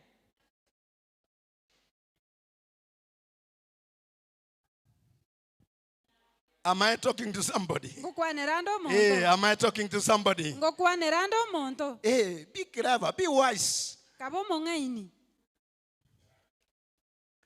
Another one I want you to know. Nande gento kende ntege tomanye. Another one I want you to know. Ekende ntege tomanye. Faith brought recovery of sight to the blind man. Okwegena na kukuaretete okorora aso muntu oli omouko. That faith of that blind man, Okwegena kwa muntu oli omouko. because of his faith, Asengencho yokwegena in kwaye. fact, that is why he was told to see. Na kigeko garatebe tigwarore. So his faith Okwegena kwaye. helped that blind man Na kugwa konye to muntu oli omouko. to recover his sight. Konyora okorora kwaye nainde. So use your faith also to recover from your problems. Tumia okwegena kwa oligero obwena kurwa seme chando yao. Use your faith, Tumia okwegena kwao. and from that faith, Naende kurwa so okwegena you okwo. come out of your problems. No soke kurwa seme chando Oh, yao. hallelujah. Amen. Faith will help you. Okwegena ngokokonye. In your faith, Onye ko bwato okwegena your problems will go. eme chando yao negende. You bring the problems to this Jesus of Nazareth. Onye ko bwate meko ome chando ase Yesu yo And Nazareth. through your faith to that gentleman of Jesus of Nazareth, Goetera so okwegena omonto oli omoko na you will Yesu see Nazareth. wonders in your life. Norole ebikone aso bugima bwao. The blind man persevered in faith despite the oppositions. Omonto oli omoko akalemereria so okwegena nonyonyole togopingwa. Persevere in this life, my brother and sister. Esense yoyo mi. Persevere in this life, my brother and sister. Lemereria so bugima obo mumuro minto na moise ko If you minto. don't persevere, Onye toko lemereria you will never go anywhere. toko genda ndonsi. This Jesus has power to help or overcome. This Jesus has Yes, the sir. power to help us overcome our sins, Yesu nale no ko bwago gotokonya tobwe ebibe. to recover from our sins, Atokonya torwa se to bibe. recover from our sight, Tobwe na korwa so buko bwaito. from our healings. Korwa so korwa bwaito. If you run to Him, this Jesus has the power to help you. Onye go ko mutamera Yesu nale ne chinguru kyo. How do I talk to you today? Na kinago kwaneire Run rero. to this Jesus, Mutamere Yesu. and you will see your sins gone, Nande nonyole bibe byao your byatamire. sight recovered, Okorora kwa okoirane. and even, in fact, your healing will just go away. Nande no borwire bwao bagende. Another one I want you to know is this. Nande gento take tomanya neki. At times, we may be tempted to give up Chinga kichinda na bago temeka gukwa moyo. in our spiritual journey, Aso jero gendo rwitu rwake moika. because our enemies sometimes they seem too powerful to defeat. Ese ngencho ababisa baito chinga kichinde bakorera kana bale ne chiguru chinyinge baratobue. Sometimes our enemies, Chinga kichinda ababisa baito. they are too powerful in our lives. Igo bale ne chinguru chinyinga asobo gimabwe. Sometimes they have a lot of money. Chinga kichinde babwata chibes chinyinge. Sometimes they are influential people. Kero kene na abantu babwata abantu abanene barakwanere. They can influence anything, and then you are defeated. Na baba okwanera abantu abangerigero ayobuwe. But I want you to read. We want us to read this book. Kole nente ke twasome kitabu yeke. 2 Timothy, Timotheo ya kabere. chapter number 4:16. Inye twasome 12 mpaka 14. I want us to read there briefly, so that you can be able to understand what I'm saying. The book of 2 Timothy, Timotheo ya kabere. that is chapter number 4:16. Twasome ekebungo gya inye gosoma 14 Read if you are there. Read if you are there. ase ogwekengera kwane Yes. eritang'ani Yes. onde tarenge otenenete amo nainche Yeah. korende bonsi bagantiga Yes. nasabire ng'a tibabarerwa ebibe ase ring'ana erio. I want you to repeat that one. This is what Paulo was saying. Ekeneki Paulo arenge gokwana And I want you to read very carefully. Just read. ase ogwekengera kwane Yes. kweritang'ani onde tarenge otenenete amo nainche Yeah. korende bonsi bagantiga nasabire ng'a tibabarerwa ebibe ase ring'ana erio. Endelea 16.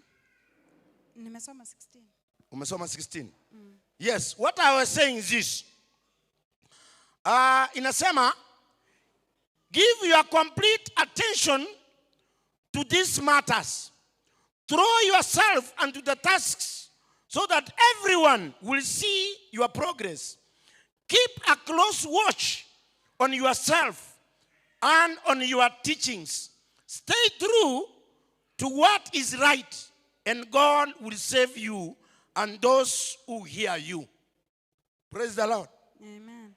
Kama utakuwa wewe ukisimama na haki zako Ayese otenena boronge na umjie huyu Mungu, nande omanye Nyasaye oyo yeye ndiye atakuokoa kwa shida zako na kwa mazuri erenero yako. yagokonya korwa ase emechando yao. Huyu Mungu hata watu wakijaribu wewe hawatawezana na wewe. Nyasaye oyo abantu mbagotema tibakonyara How do I pray to you today? nakinagosabeire rero Ukasimame imara otenene bokong'u na huyu Mungu hatakuacha katika jina la na Yesu. Nyasaye tagogotiga ase erieta ria Yesu. By looking to God, Korende ekero omorigerete Nyasaye by looking to God for help origereri Nyasaye ase obokonyi bwao and placing our lives unto his hands, naende tobeka obogima bwaito ase amaboko aye we can enjoy blessings beyond our human life. nabo tokogokera amasesenia ase obogima bwaito. When you look to God, Ekero okomorigereria Nyasaye when sometimes you even shout to God, chingaki chinde ekero ogwakera Nyasaye riogi oh, this very God, Nyasaye oyo iga he will come to your help at any time. nache agokonye ngaki chinde chionsi. Sometimes there is no good style of approaching God. Chingaki chinde style teyonge yokomochira Nyasaye. Because this man, when he was just at the road, Ase eng'encho omosacha oyo ekero arenge enchera aria he knew what he was going to get from that Jesus of Nazareth. namanyete ng'a Yesu wa Nazareti ngwetare. And I want to speak to you today. Naende ntegete ngotebi rero You look to that Jesus. aye morigereri Yesu When oyo. he's passing around, Ekero agwetang'a nasole and when you go to him the way you are, naende ase komochiera eng'encho eriore he will never disappoint you. tagogosokia. He never disappointed the blind man. Tasogetie omonto oria omouko He is also not going to disappoint you today. noe naye tari gochi gogosokia rero. May God help you when you run to him. Tiga Nyasaye agokonye ekero The okomotamera. Bible says God does not ignore anybody. Ebibiria egoteba ng'a Nyasaye tari When koombia you monto run onde to bwensi. him for help, Ekero okominyoka gochi ase arigere when agokonye. you call upon him, Ekero okomorangeria. he is a God who will listen. Nyasaye ogotegerera. He listened to the blind man Iga ategererete omonto oria omouko. despite the oppositions from the other people who did Nonya not want him. ogopingwa kwarenge korwa ase abanto bari bande. He will listen to you again today. Agotegerera noe naye rero. Just talk to him in Jesus' mighty name. Okwanera ase erieta ria Yesu. Huyu ndio Mungu tunamhubiri. Oyo nere Nyasaye Huyu ndio Mungu tokorangia. ninakutangazia. Oyo nere Nyasaye Huyu ndio ngokoreria. Mungu ambaye Oyo tunamkimbilia. nere Nyasaye togotamera. Ninakwambia katika jina la Yesu, Ngogoteria ase erieta ria kimbilia Yesu. huyu Mungu. Motamere Na wakati Nyasaye. unajitoa kwake, Nekero yeye anakuwa ni Mungu wa kusikiza. Ere Nyasaye. Yeye anakuwa ni Mungu wa kubariki. Ere Nyasaye. Wewe ni okusenia. Mungu wa Ere kusikia Nyasaye. na kukutoa kwa shida zako. Ogotegerera naende akorusia ase emechando Wacha yao. kunyamaza, sababu huyu Mungu Tagokira ase eng'encho Nyasaye oyo. anahitaji uongee. Igaganeti okwane. Mungu huyu anahitaji uongee. Nyasaye igaganeti okwane. Anahitaji umuite. Igaganeti omorangerie. Wacha kuogopa, sababu watu watasikia unaita. Takwoba ase eng'encho abanto mbaigubuna okomorangeria. Tukiambia watu tuombe hata kanisani, Ekero togoteria abanto basabe iga wewe ekanisa. unataka kuomba hata mtu mwingine muko pamoja. aye gogo saba noeno olio leanga na etaigwa Ita huyu Mungu. morangeli Nyasaye Na oyo. kila mtu ajue unamuita Mungu. Na kero omonto amanye ng'anko morangeli ole Nyasaye. Oh, hallelujah. Amen. Kuna mama mmoja alikuwa anaomba usiku. Omong'ina oyo manare ngo ole gosaba butuko. Wakati alisikia kuna mtu anakimbia nje, Ekera igwete omonto ngo minyokare siko. yeye alianza kuita huyu Mungu. Era akang'ia komorangeli Nyasaye. Wewe Mungu wangu. Nyasaye one. Kuna watu hapa nje. Abantu mbale sika. Mimi sina uwezo wa kufanyia chochote. Yatini nechi nguru choko bakalera kende. Lakini wewe Mungu wangu. Kolenda Nyasaye one. Mimi sina uwezo. Inchetini nechi Lakini nguru. wewe ni Mungu mkuu. Kolenda Nyasaye. Lakini wewe ni Mungu ambaye ataniondolea hii shida. Aya Nyasaye orandu sele. Hao watu kila wakati wamekuwa na mazoea wakuja kwangu. Abantu abanalire gocha bwone. Sijui ni mchawi. Timanya tiko sana omara. Sijui ni mwizi. Timanya tiko sana omoibi. Mungu wangu muokoe. Aya Nyasaye motolie.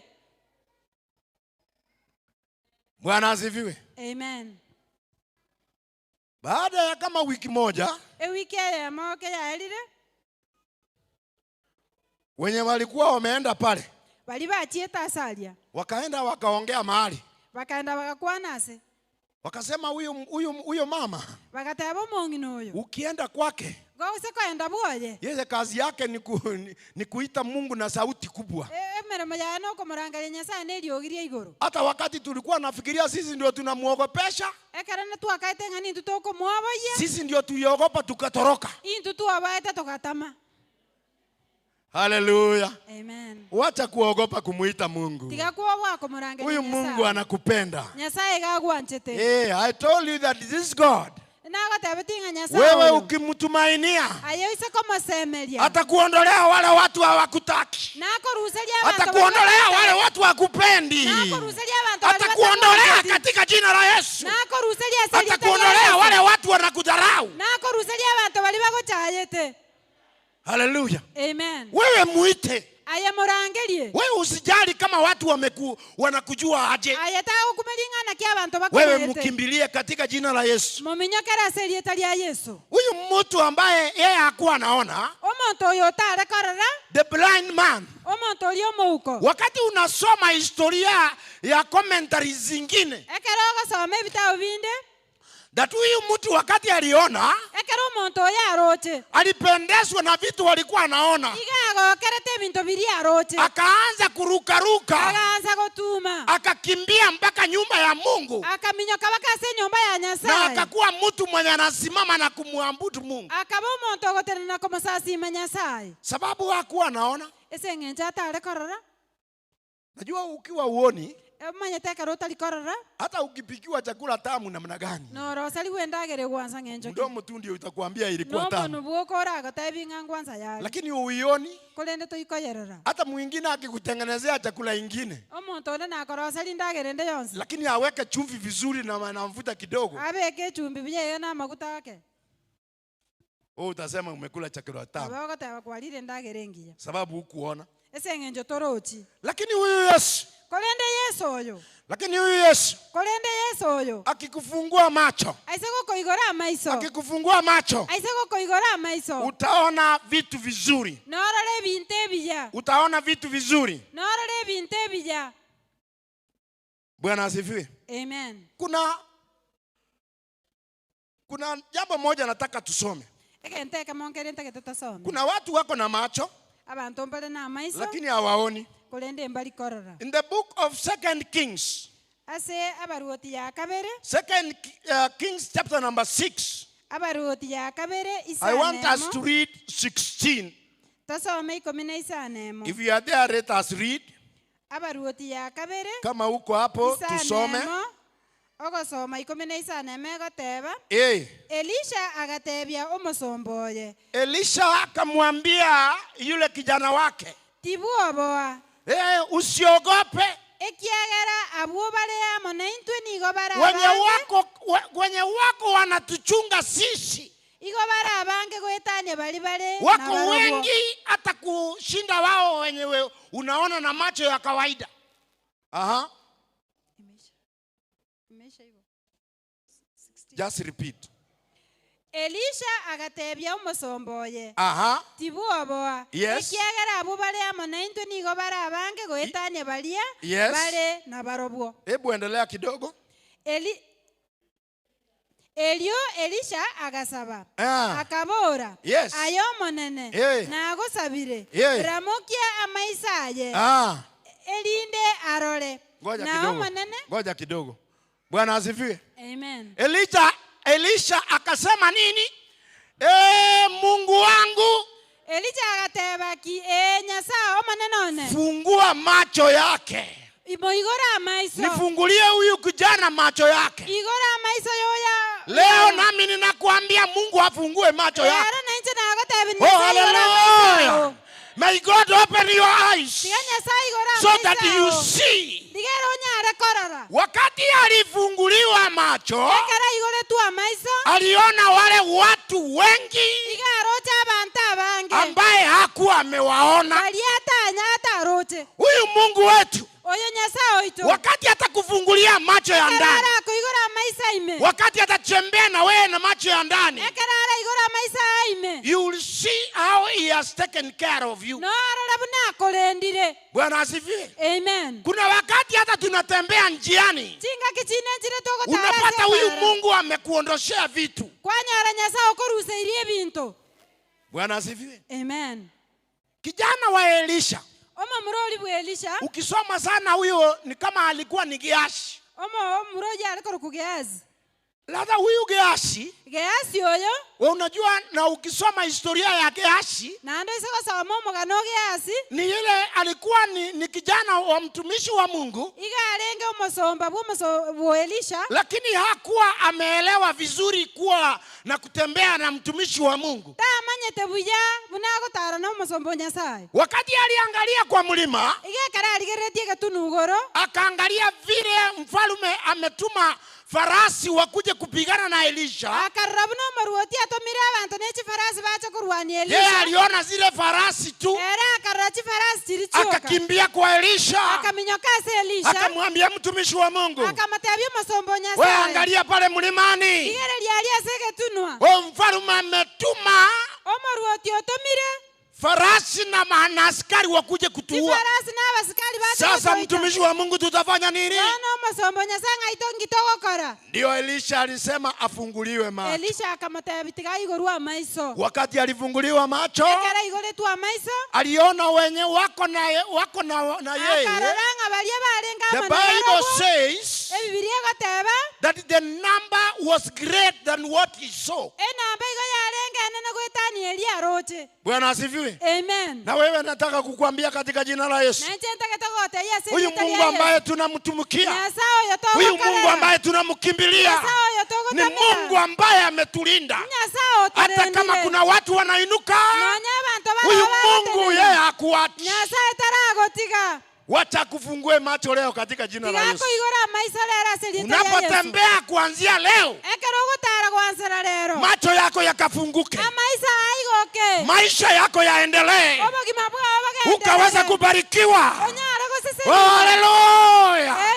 Huyu Mungu watu anabariki. Nyasaye Huyu oyo Mungu gosese. tukimkimbilia, Nyasaye oyo toise ko mutamera. ukifunguliwa macho, Toise ko igorwa amaiso. makuu yako yatatendeka katika jina la Yesu. Akora kase lieta lya Yesu. Hebu usimame katika jina la Yesu. Tenena se lieta lya Yesu. Taka ukamuite huyu Mungu. Take to murangeli Nyasaye oyo. Do not allow people, vile nilisema, do not allow your enemies. Tawachera babisa bao. Bagokirie. Hey, do not allow your enemies to silence you. Tagwanchera babisa bao bagokirie. Mungu amekuokoa. Nyasaye ogotolirie. Then why are you allowing your small people and people who does not even know God to silence you? Ikigwanchera abantu abandi batamumaite Nyasaye. Leo nataka ujue Lero ntake tomanya. huyu Mungu ambaye tunamfuata, Nyasaye oyo tokobwatia. huyu Jesus of Nazareth, Yesu oyo Nazareti. yeye ni Mungu mwenye nguvu nyingi. Ere Nyasaye obule n'ekinguru kingi. Atakubarikia katika jina la Yesu. Nago sese niaselieta lya Ninaomba Yesu. leo ukaombe, umwambie Yesu ni nini unataka. Natabire ng'osabe What do you nando want? tabi Nyasaye kyoganetie. Nilikuuliza swali swali, kama Yesu angepita hapa, Yesu igamobole tinga ninkioga. wewe ungemwambia akufanyie nini? Yesu ale goetangia kwara kama teya gokore. Wewe ungemwambia akufanye uwe tajiri? Igo kwara kama teya. Wewe ungemwambia akufanyie kazi gani? Igo kwara kama teya karemere moerelie. Wacha huyu Mungu akaweze kukubariki. Tiganya sago sisi. Wacha huyu Mungu akaweze kukufungua macho. Tiganya sago igora maiso. Ukaweze, nataka uombe. Just talk to your God. Just talk to your God. Mwambie huyu Mungu ni nini wewe unataka kufanyie kwa haya maisha. Kwa haya maisha kila mtu anahitaji. Kabla sijaenda kuomba, nataka uongee na Mungu wako. Umwambie ni nini unahitaji. Kama wewe ni mgonjwa, ongea. Kama una shida mahali, ongea. Kama unataka promotion, ongea. Kama unataka uendelee maisha vizuri, ongea. Kama unataka kurekebishia bwana yako, ongea. Kama unataka tengeneze bibi yako, ongea. Kama unataka nini unataka Mungu akutendee. Aliuliza huyu the blind man, unataka nikufanyie nini? Na wewe nataka nikuulize hiyo swali. Ni nini unataka Mungu akutendee? Wewe mwambie saa hii katika jina la Yesu. Father, we thank you. Father, we bless you. Father, there is none like you. Oh, hallelujah. You were passing with your disciples. And Lord mighty, you helped the blind man when he requested that he wanted his sight to be restored. Want to talk to you today, my Father. We are here in our church in Nyamataro. Mungu shie, Mungu wa baraka, Mungu mkuu. Baba, kila mtu anahitaji lake. Sijui kila mtu anahitaji gani, lakini Baba wetu katika jina la Yesu, leo wapendwa hawa mahitaji yao ambaye wanayaleta kwako Baba, katika jina lako Mungu wetu, na kwa jina la Baba na Mwana na Roho Mtakatifu, kutana na mahitaji yao, uwatendee Mungu. Leo kanisa hii Mungu kaibariki. Bariki wazee hawa, bariki akina mama na vijana na watoto. Tenda mazuri sababu wewe Mungu, wewe una uwezo. I know you are a great Lord. You are a powerful, my Father.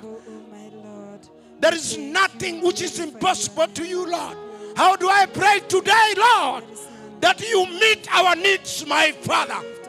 Oh, hallelujah. I thank you, Lord. I bless you, my Father. You are worthy. There's none like you, my Father. This is our day, my Father. This is our day today. We are asking, my Father, hear our cries. Answer our cries. Asante Mungu wetu. Asante Mungu wetu. Kila mtu ameleta hitaji lake. Kila mtu ameleta maneno kwako. Baba, siku ya leo tuna mahitaji mengi na kila mtu anahitaji lake. Kila mtu anahitaji lake. Kila mtu anahitaji lake. Kila mtu anahitaji lake. Baba ukajibu. Baba ukajibu. Baba ukajibu. Ukajibu katika jina la Yesu. Jibu Mungu wetu. Jibu Baba wetu. Wata majibu yapatikane. Tumesumbuliwa na nguvu za kisa. Tumesumbuliwa Baba wetu na nguvu ambaye zinatuandama. Leo Baba wetu, nimesimama patakatifu pako. Nimekataa nguvu zote ambaye zinatunyanyasa. Nguvu zote ambaye Baba wetu zinatusumbua kila wakati. Naomba leo baraka kwako Baba, katika jina la Yesu. Asante sababu wewe ni Mungu mkuu. Asante sababu wewe ni Mungu mwaminifu. Neno lako limepita kulingana na mapenzi yako. Baba, leo nami ulimsaidia yule mtu wakati alisema anataka kuona. Nasi Mungu leo kila mtu ameleta hitaji lake. Baba, naomba kutoka patakatifu pako Baba ukutane na mahitaji yetu. Tusaidie Mungu kama kanisa. Saidia wazee hawa, saidia vijana na watoto na kina mama. Baba makuu, ukutane na mahitaji yao yenye wamesumbuliwa, yenye wamesumbuka naye. Mungu wetu, be an answer to their problems, my Father. I thank you, I bless you, for we pray and trust in Jesus' mighty name. Amen. Amen. Amen. Basi taka tumalizie hapo hivyo. Leo tena unikubalie, kuna meza takatifu ambaye tunataka tuilete mbele yenu na tutaigawa. Wale tunashughulikia meza, tafadhali muje. Tafadhali muje. Tafadhali muje. Tafadhali muje. Tafadhali muje. Those of us wenye tunashughulikia meza takatifu,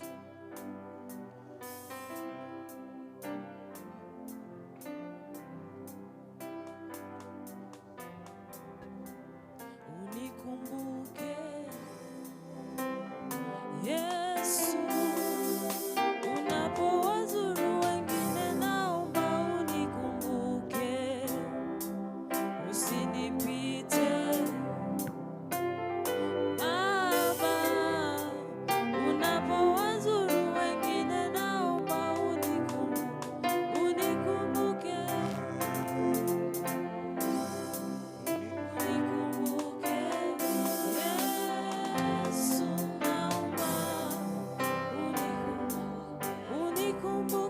Father, in the name of Jesus, you are great and there's none like you today. Father, we are standing before your holy table. Lord, as we share it, as we touch it, let thy blessings be with us. I pray that, Lord, you sanctify us as we share these ones together, the entire church. Let thy blessing be with us. I refuse anything which may raise against our lives. I ask for your blessings. I ask that, Lord, you wash each one of us so that we are clean as we start sharing this holy table of yours. I thank you. I bless you, for we pray and trust in Jesus' mighty name.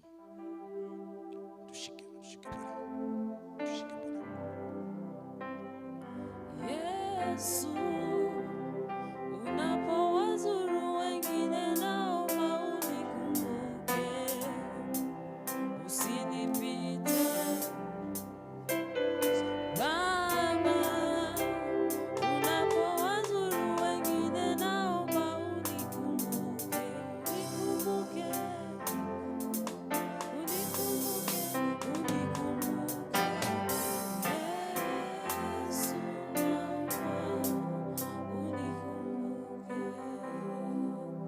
Baba, katika jina la Yesu, Mungu wetu, wewe ni mtakatifu, na Mungu nasi tunajileta kwako, utufanye tuwe watakatifu. Sisi ni binadamu, saa zingine tunakosea, saa zingine tunasahau, saa zingine hatufanyi vile unataka, Mungu wetu. Lakini ninaomba leo tena, Baba wetu, kuanzia mimi mtumishi wako na wale tunashughulikia meza hii, Mungu ututakase. Takasa kanisa nzima, takasa wasii, akina mama, watoto wote na kila mtu wenye tutashughulikia meza hii na mwenye Mungu wetu tutaichukua. Baba, jina lako litukuzwe na utukufu kurudie. Tenda mazuri Mungu wetu, na ni kwa jina la Yesu tumeomba hata tumeamini. Amen. Basi nataka tusome andiko kwa ufupi before we share it.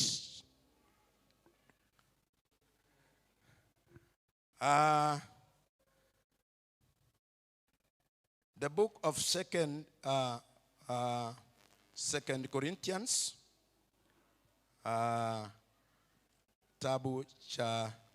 Wakorinto wa kwanza. I want us to read there briefly as we share. Wakorinto wa kwanza 11. 11. Nitasoma kuanzia 23. The Bible says, "For this is what the Lord himself said, and I pass it on to you, just as I received it. On the night when he was betrayed, the Lord Jesus took a loaf of bread, and when he had given thanks, he broke it and said, 'This is my body, which is given for you. Do this in remembrance for me.' In the same way, he took a cup of wine after supper, saying, 'This cup is the new covenant between God and you, sealed by the shielding of my blood. Do this in remembrance of me as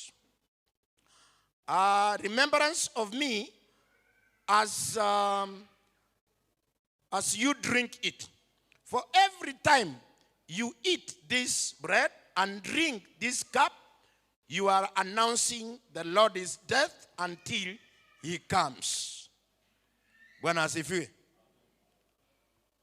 Nimesimama hapa kila wakati nikisema wakati mesa ya Bwana inapita, wengine tunatoroka, wengine tunaenda nje, wengine unaenda nyumbani. Wacha nikuambie tena leo, I am encouraging you. Mesa ya Bwana sio kitu unatoroka. Inamaanisha you are running away from your God. And when you run away from your God, sijui utaenda kubarikiwa aje, sijui itakuwa aje. So I am just requesting you kindly, ukiona mesa imewekwa hapa, mesa inatuita pamoja. Hii mesa inatayarishwa ili ikulete tena, itulete pamoja, ifurute mimi, ikufurute wewe mzee, ikufurute wewe mama, ikufurute wewe kijana, ili tena tuje pamoja, tuungame dhambi zetu, ili tena tuanze maisha katika jina la Yesu. When you run away, this is not something to run away from. Huwezi toroka Mungu wako, sababu huyu Mungu sio Mungu utatoroka uende wapi? So how do I pray to you that just confess what you think is wrong, talk to your God. He is just waiting for you. Huyu ni Mungu ambaye anasema kila wakati unamuita, wakati yeye anakungojea uongee. In fact, he is a God who is waiting. He is waiting for you to talk. He is waiting for you to speak. Wewe ukishaongea na yeye, basi hata kama kulikuweko na jambo, hata kama kulikuweko na kadosari, wewe weka magoti yako chini. Saa zingine leo nataka nikuombee. Mwenye anatoroka unaenda nje, nataka niweka magoti yangu chini hapa leo kwa ajili yako. Nataka niweka magoti yangu chini kwa ajili yako na mimi. Anisamee mimi, sababu let us not pretend that that I want to pretend that mimi nilikuwa bishop wenu na nilikuwa mchungaji wenu, that saa zingine siwezi kosea. No, that is wrong. God does not want pretenders. God wants wewe mwenyewe ujioji. Confess. You need a revival. Ongea na Mungu wako, ili Mungu tena kama kulikuwa kana kajambo atakaondoa. I am very sure ataondoa, atena tuendelee katika jina la Yesu.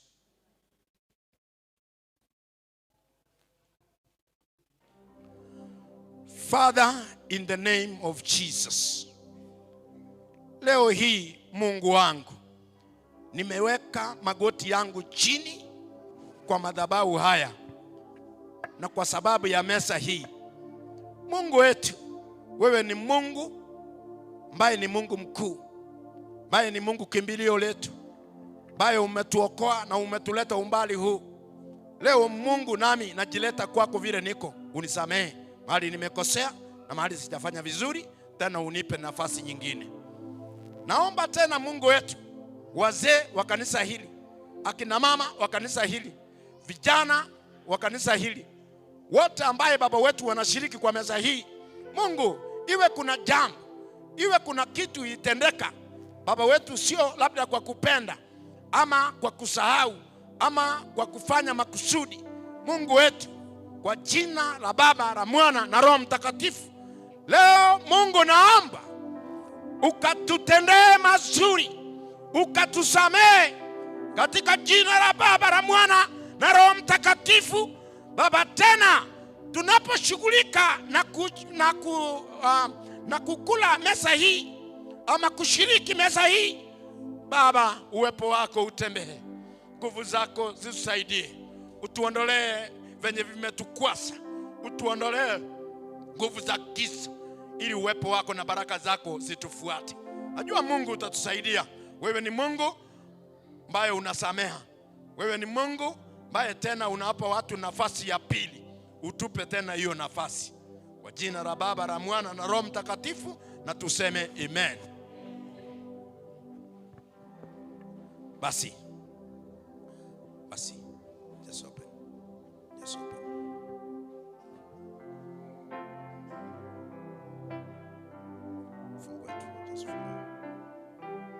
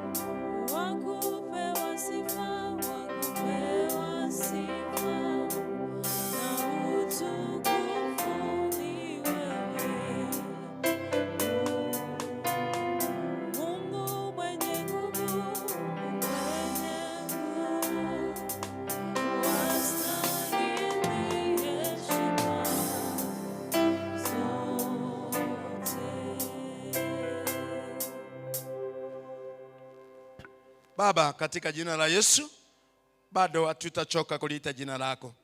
Mungu wetu, tusaidie tunapoanza kushughulikia na tunapoanza kugawa meza hii.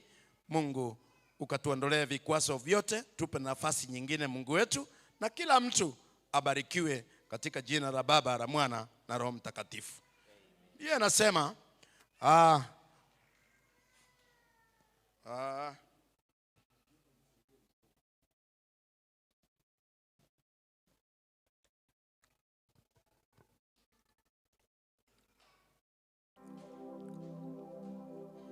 asante.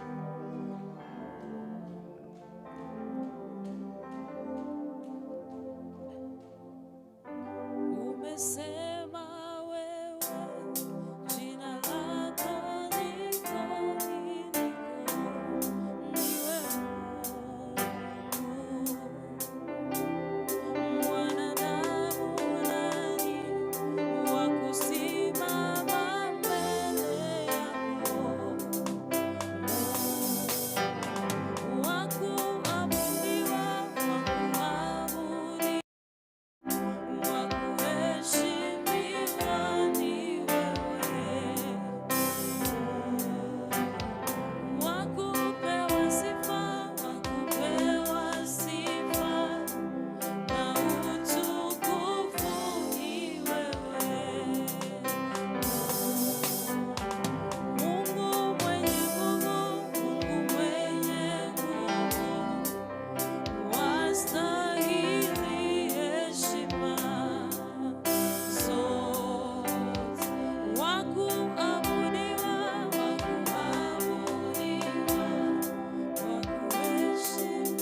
Baba, asante.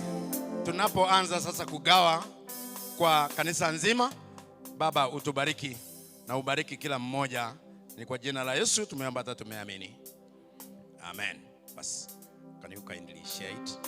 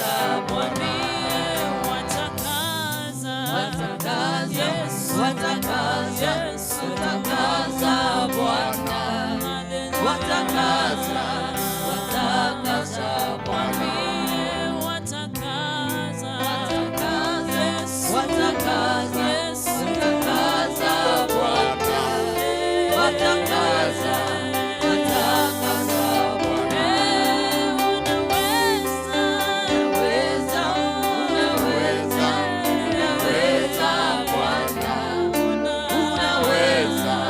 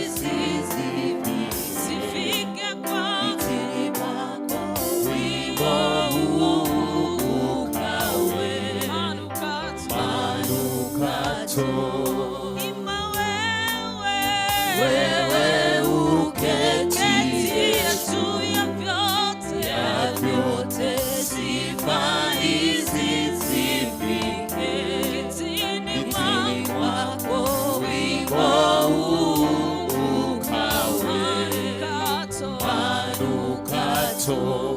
Sema wewe uketie juu ya vyote, sifa zifike kwako. wimbo ukawe manukato.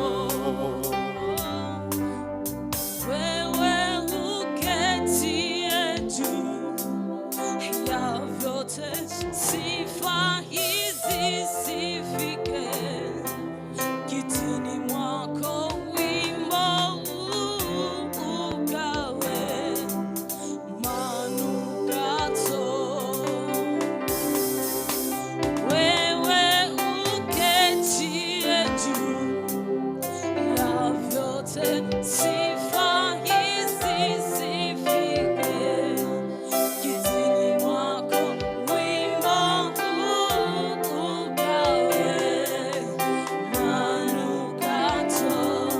Ima wewe uketie juu ya vyote, sifa hizi zifike kitini mwako.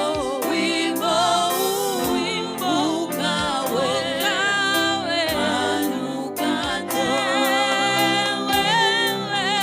Wewe uketie juu ya vyote, sifa hizi zifike kitini mwako.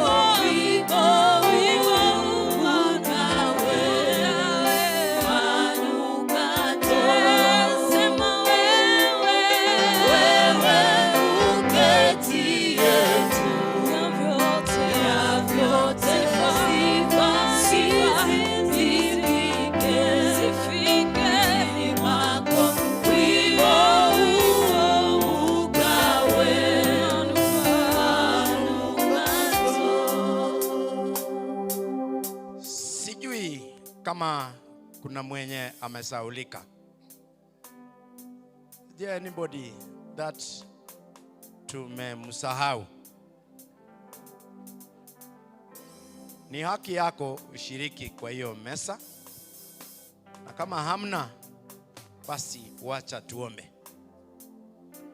Baba, katika jina la Yesu, sante kwa yote ambaye yametendeka. Sante kwa mesa yako takatifu. Mungu wetu, Baba, wacha iwe ni sehemu Mungu utatubarikia. Ni sehemu Mungu utasimama nasi. Sehemu ambayo utasimama na wazee, kina mama na vijana. Utatuondolea chochote ambaye Baba wetu kimetukwasa. Walio wagonjwa wote wakaweza kuponywa. Baba wetu, tena tuanze maisha ya kujua wewe ni Mungu wetu, na kila wakati utasimama na utatupa nafasi nyingine tunapoendelea kwa maisha haya. Ninakataa nguvu zote za giza ambazo zinatuandama, Baba wetu, zikaweze kushindwa. Asante kwa yote ambaye yametendeka, na ni kwa jina la Yesu tumeomba, na kila mtu aseme amen. Basi taka tumalizie sehemu hiyo hapo. Muniruhusu tu kwa dakika chache, dakika moja tu hivi. Najua shughuli ni nyingi, lakini nikiangalia hapa nina mchungaji mwenzangu nimemuona. Ni vizuri tu nikupe tu mchungaji Gladys, tafadhali. Gladys.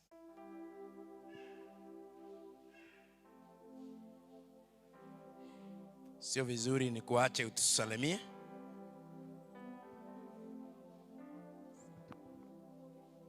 Nashukuru sana askofu kwa nafasi.